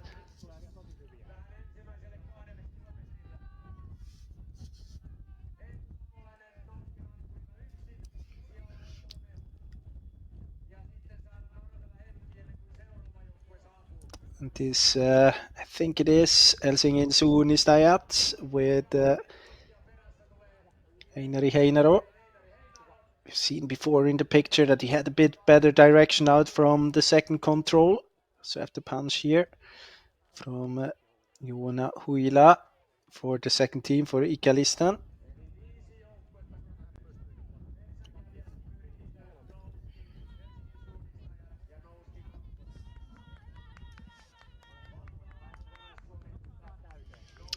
And here we see, this is gonna be tricky for Turun Metsänkärviät now. Might be okay if he has to go to control D, but he's far up the hill there. And Tampere, hard to say which control he will head to. Maybe control F, then it looks pretty good. This will be very interesting to see how this situation will develop. But let's take a few more runners to this first TV control. We have EF Brahe with Fredrik Portin. We have Turun Metsänkärviät 2 and 3 with Uidis Upitis and Matisse Solite. And then 2 Kalevan Rasti teams, Maxime Roturier, Oskari Silvenoinen. And all of the teams here within a few seconds still.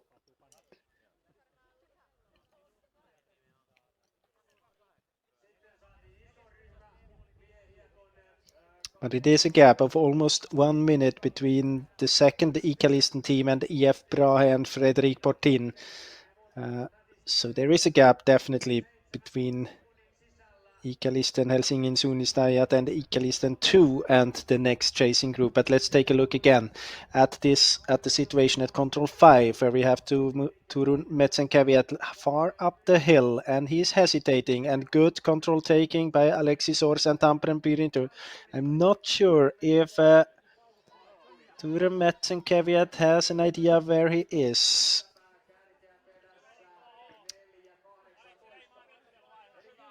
If Fritzi Spectors has an idea where he is. And maybe this is a chance for the chasing teams here now to get higher up in the result list, because this could take a while for him.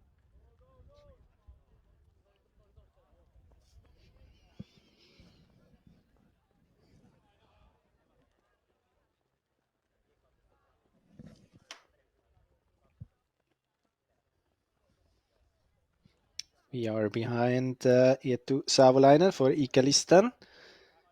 Heading towards the 5th control. Has this D control, the small hill there. And we can see that Turun Metsänkärviät and Fritzi Spectors got control over the situation. Punched their control there at control 5. But you can also see that it's now definitely an advantage for Tampere and Pyrintu. More than half a minute is the lead. I would say even 50 seconds. So this could be a decisive part in this competition.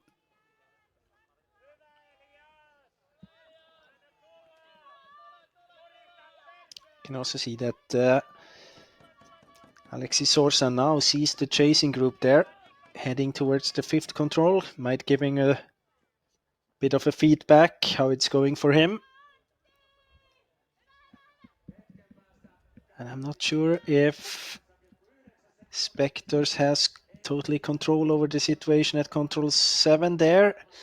Might have lost a bit of his confidence at control 5.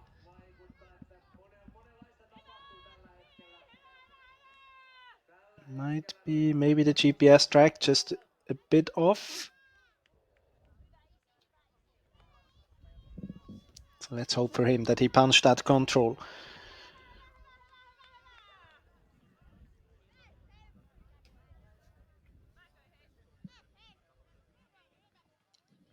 Behind that we see that small hesitation there for Fredrik Portin and Brahe. So see a mistake by Paiman Rasti. Frédéric Tranchon.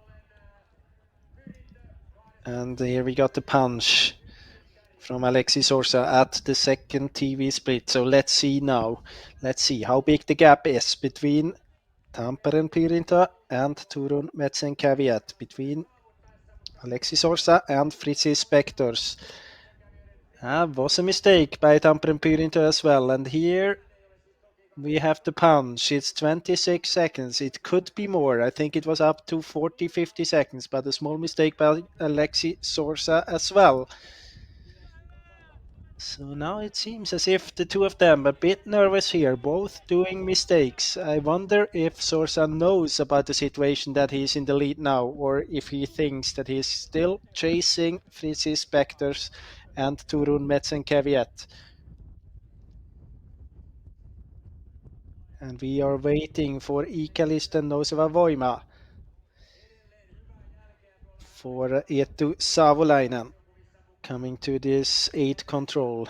See him in the his GPS track there, very soon to the 8 control.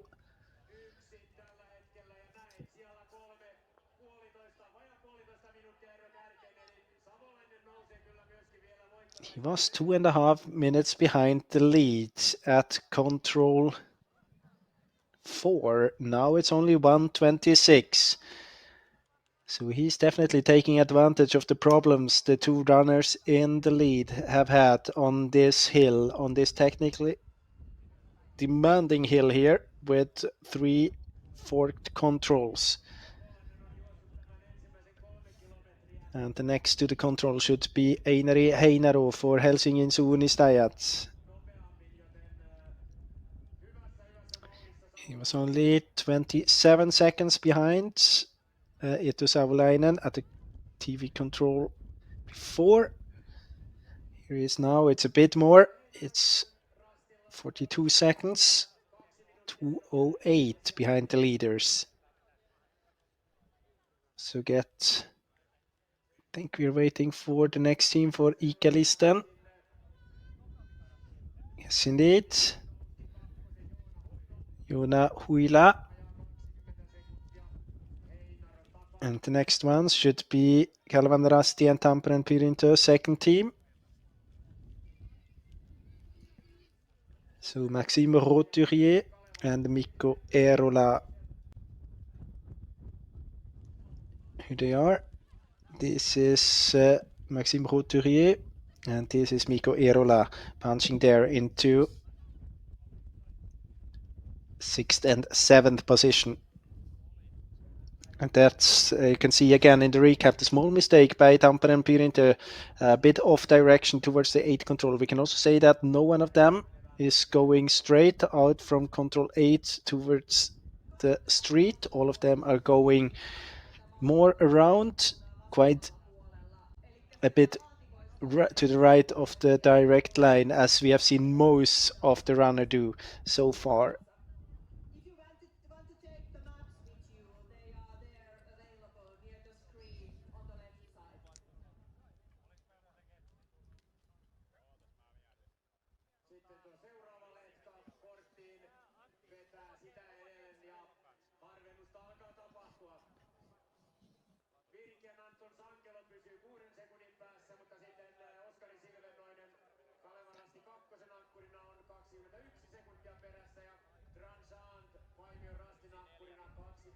Well, something we can observe now is that it's really splitting up more.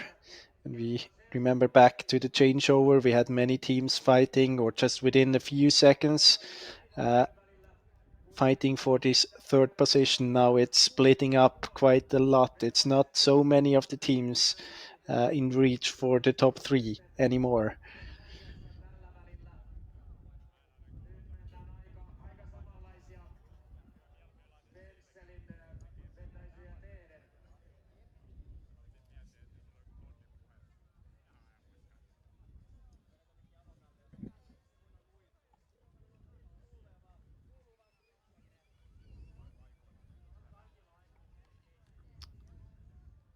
So back with the leader, back with Alexi Sorsa, and very soon he will be running up the hill there. just after this long leg towards control 9, where we will see him at the next TV control.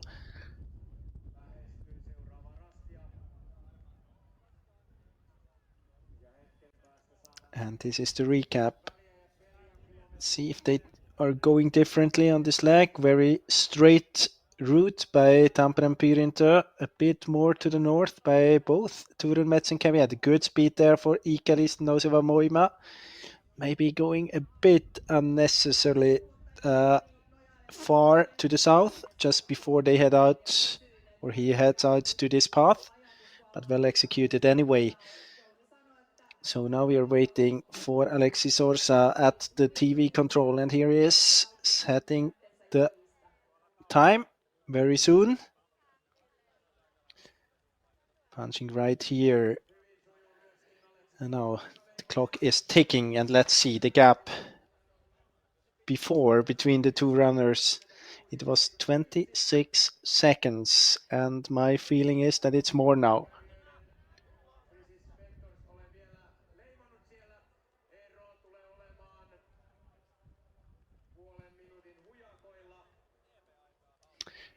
Gap compared to Ikalisten was 1:26. I think that might be more the time we have to compare to.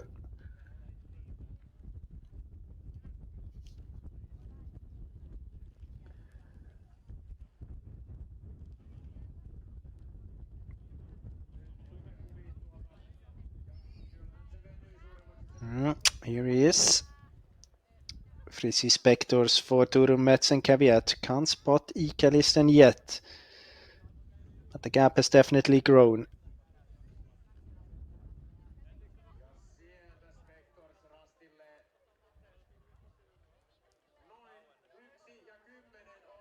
It's 1:09.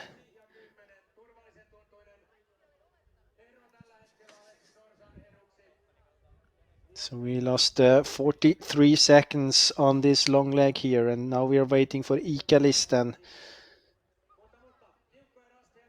and Eetu Savolainen. His gap 1:26 at the control before, so also he lost time. But here he is. He was definitely able to make the gap smaller compared to the second spot, compared to Turun, Merz and Kvyat.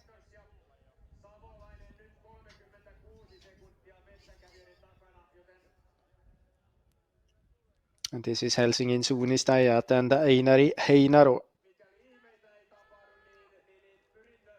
He was 2:08 behind.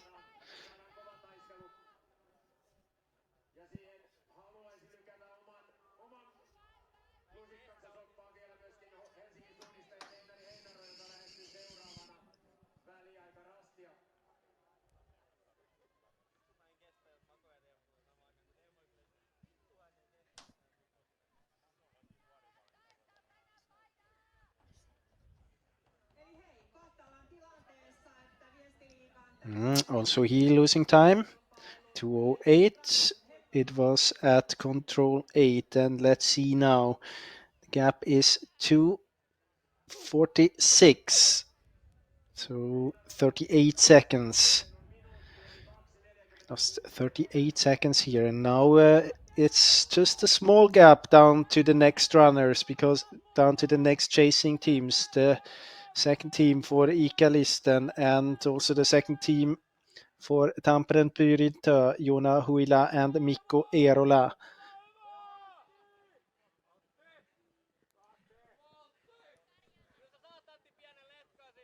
And also Kalvan Rasti here, Maxime Roturier. All of them losing a bit time compared to Tampere and Pyrinto.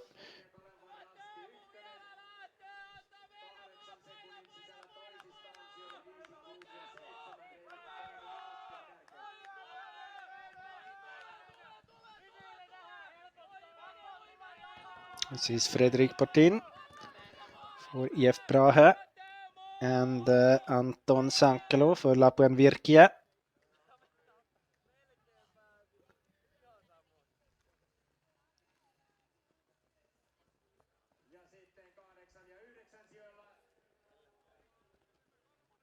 So I've seen Frédéric Tranchon there, just punching in front of the two I named.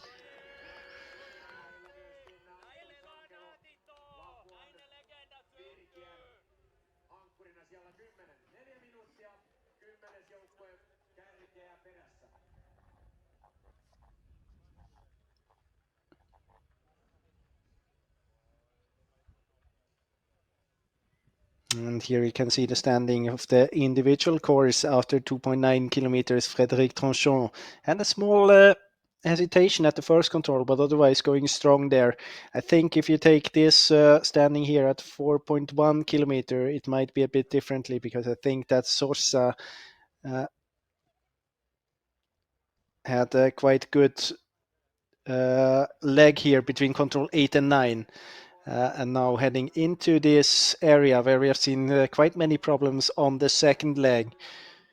Sosa going all alone here in the lead, and behind we can see that Turun, Merz and Kvyat and Iikkali stand almost together.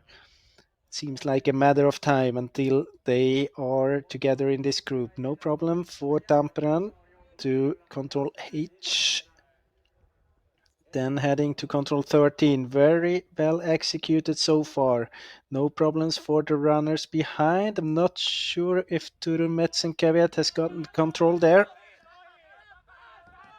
Can of course be the case that they are a bit off with their GPS, or that he has to go to G. In that case, it would be a time loss for sure.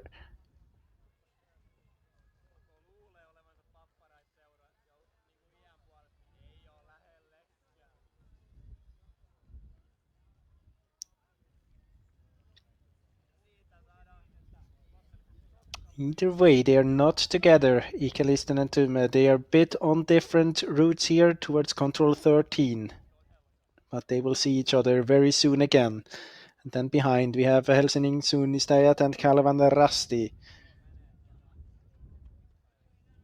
There should also be Iikkali second team and Tampere Pyrinto the second team somewhere there. We don't have GPS devices on them, but they have to be somewhere there as well. This is back with the lead.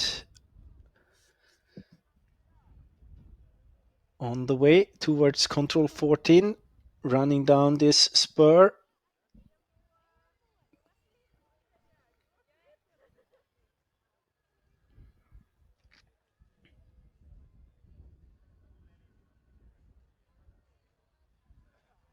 You can see that the runnability in this part is not at all as good as it is in the first part of the forest, the first part of the course, when we have this very, very open terrain.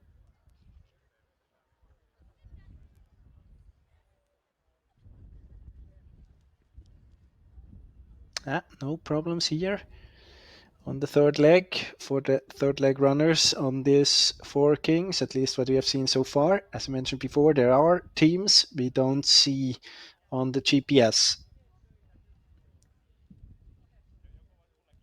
And you can also see that it's a small advantage for Iikkali now compared to Turun, Merz and Kvyat.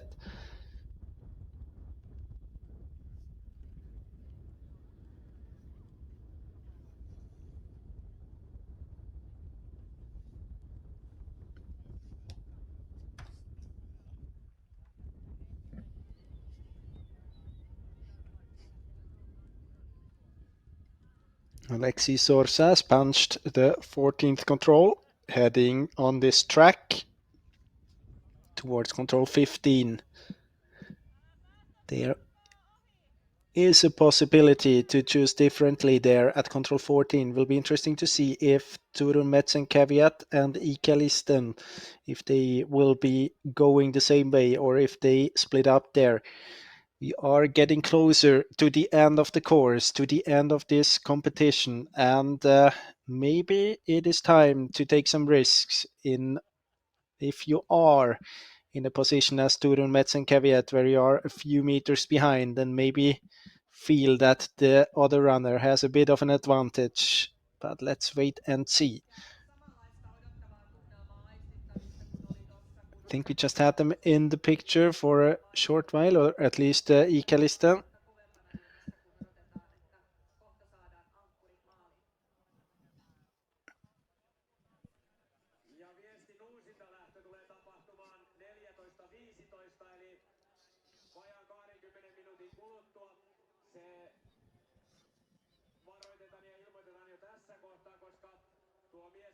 This looks very good for Tampere and Pyrintö. I think they will be, I mean, if nothing big happens on this 15th and 16th control, they will be the winners of this competition. But behind it will be a fight for the second place between Ikalisten and Turun Metsenkävijät, and the first indication on who is getting this silver spot we will get at this 14th control, because here is a chance to go on different route choices.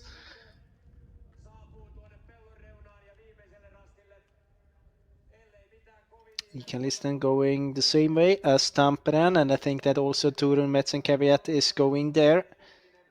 Not quite sure if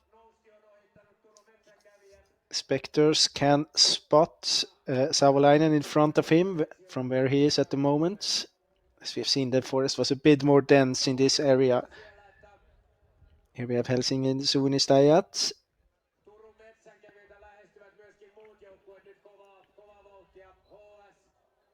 And I think we also have Paimi and Rasti there. This looks like a big group now.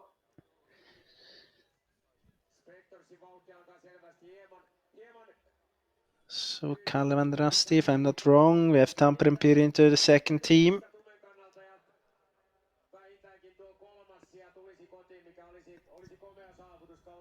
I think it's all of these teams, those teams together now.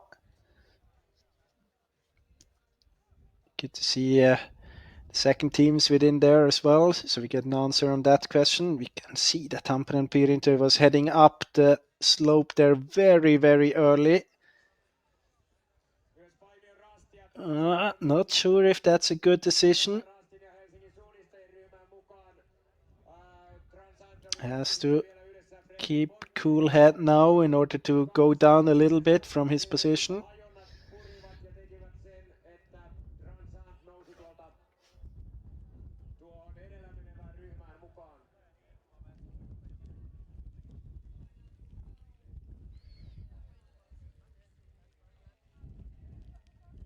I think that he spotted the control now.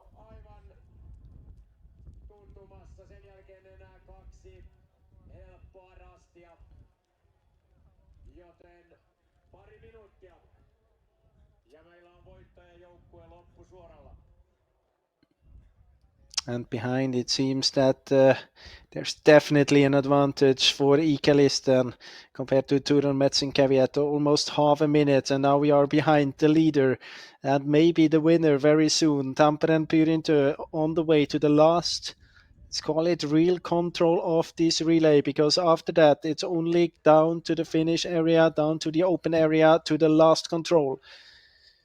So it looks very, very good for Tampere and Pyrintö.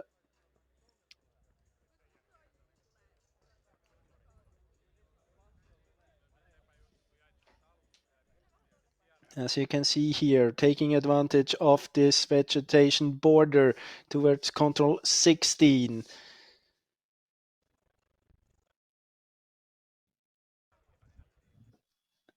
And I don't think we can expect any big fights there behind for the second and third position, because it looks quite clear that Ikalisten is going into second spot and Turun Metsenkävijät into third position.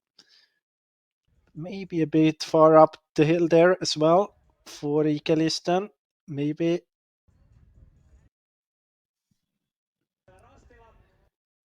It just looked like this on the GPS, but here we have them, the winners, or the winner, the anchorman for Tampere and Pyrintö. A very strong performance of the whole team during the whole competition, with Florian Hovald getting all alone already on the first leg.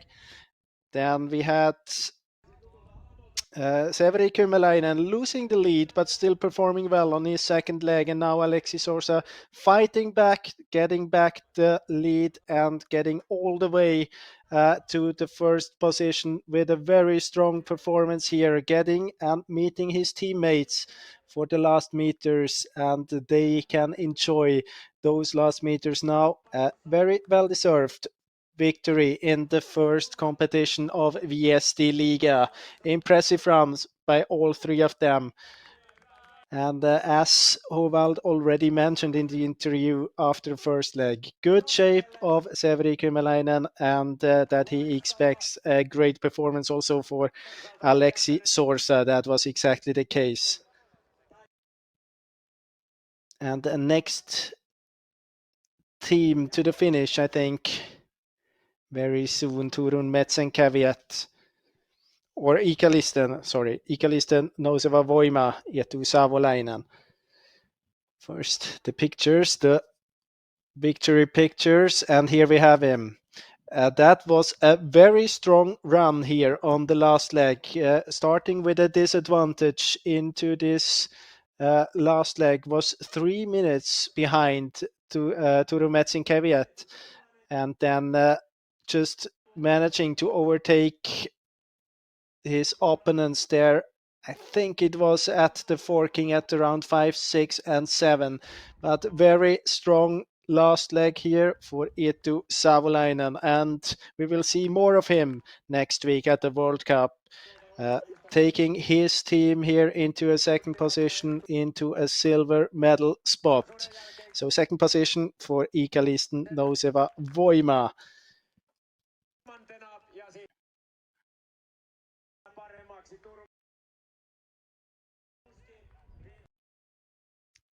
Together with his teammate Teemu Oksanen and Mikko Knutila. And into a third position, seems to be quite happy as well. Maybe the least experienced of those three anchormen here, the Latvian runner Frisis Spektors, did quite a well job, but was not really strong enough to defend this lead here. And getting down into third position for Turun Metsi Caveat with Jussi Suna, Samu Heiska, and as we have seen here on the last leg, Frisis Spektors. And now behind, I think we will see a fight for this 4th, 5th, 6th, 7th, and maybe even 8th position coming here. All in black. I think that's Kalevan Rasti maybe. Let's see, Maxime Routerier. We are also waiting for Mikko Eerola, Einari Heinaro for Helsingin Suunnistajat, Frederic Tranchon for Paimion Rasti. So many teams here, and I think it's an advantage for Kalevan Rasti to go into 4th position here. And just behind him, yes indeed, it's Kalevan Rasti taking the 4th position. And Tampere Pyrinto second team, Mikko Eerola. So a good team for Tampere Pyrinto, finishing on 1st and 5th position. Into 6th, Helsingin Suunnistajat, Einari Heinaro, and 7th position for Frederic Tranchon and Paimion Rasti. Fastest so far on this last leg by almost a minute, a bit more than a minute. Eetu Savolainen for Ikalisten Nouseva Voima. And next runner to the finish, Frederic Portin, EF Brahe into 8th position.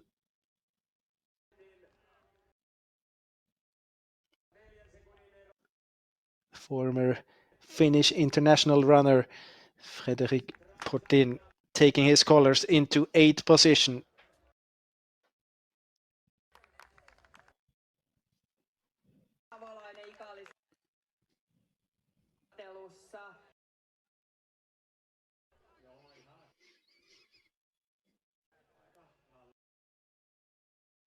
A team that has been we're giving to interview, I guess. Viestiliigan avaus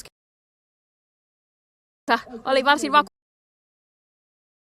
miltä itsestäsi? Oli vakuuttavan näköinen. Eli mitä teet siellä. Aika jännittävä tilanne. Todella hyvä tilanne Susi välillä. Mä tykkään henkilökohtaisen suorituksen. Itse asiassa ketään koko normisuonnista se oli. Jatkuu Viestiliiga. Myös Jukolan suunnitelmat Viestiliigalle. Suunnitelmat ottaa revan. Me ollaan aika motivoituneet. Startti sen. Ainakin tänään. Florian Hova. Continue now. To skip kevät in yeah, right away and running the world. It was nice with a relay win. Paljon kiitoksia.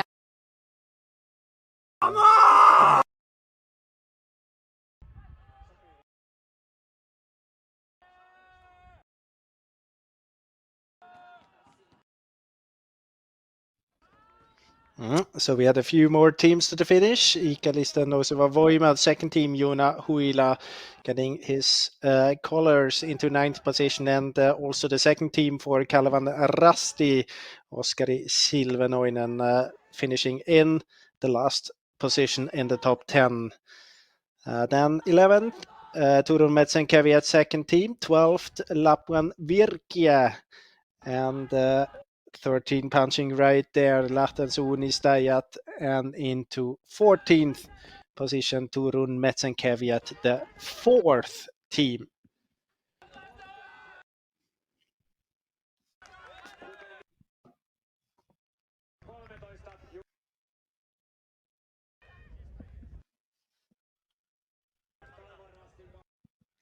And here we had an old another Finnish legend getting to the finish, Jani Lakanen, finishing for Helsingin Suunnistajat, the third team into 15th position, and just in front of Angelniemen Ankkuri.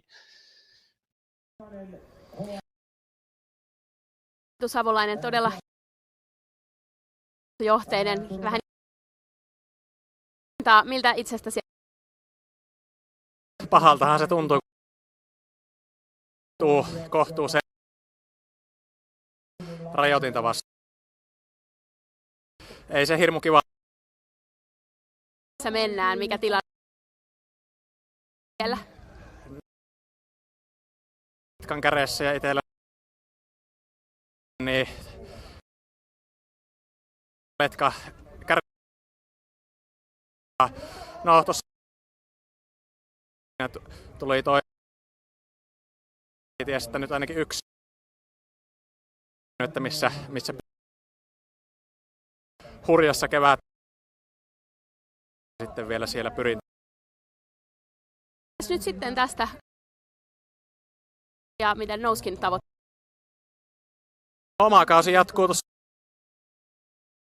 että siellä niinku toimet henkilökohtaiset hyvin sopivat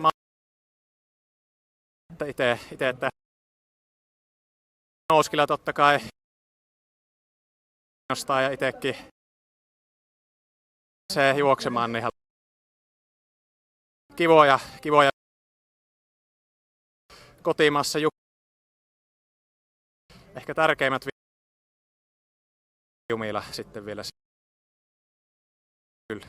No viestittelusta ja myös joo,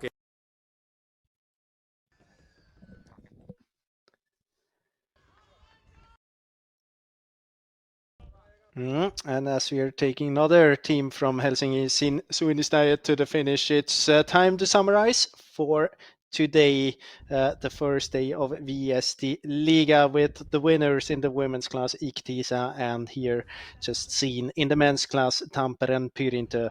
We will be back in just a few days with the World Cup in Norway, so hope to see you there. Until then, I wish you a good time. Bye-bye.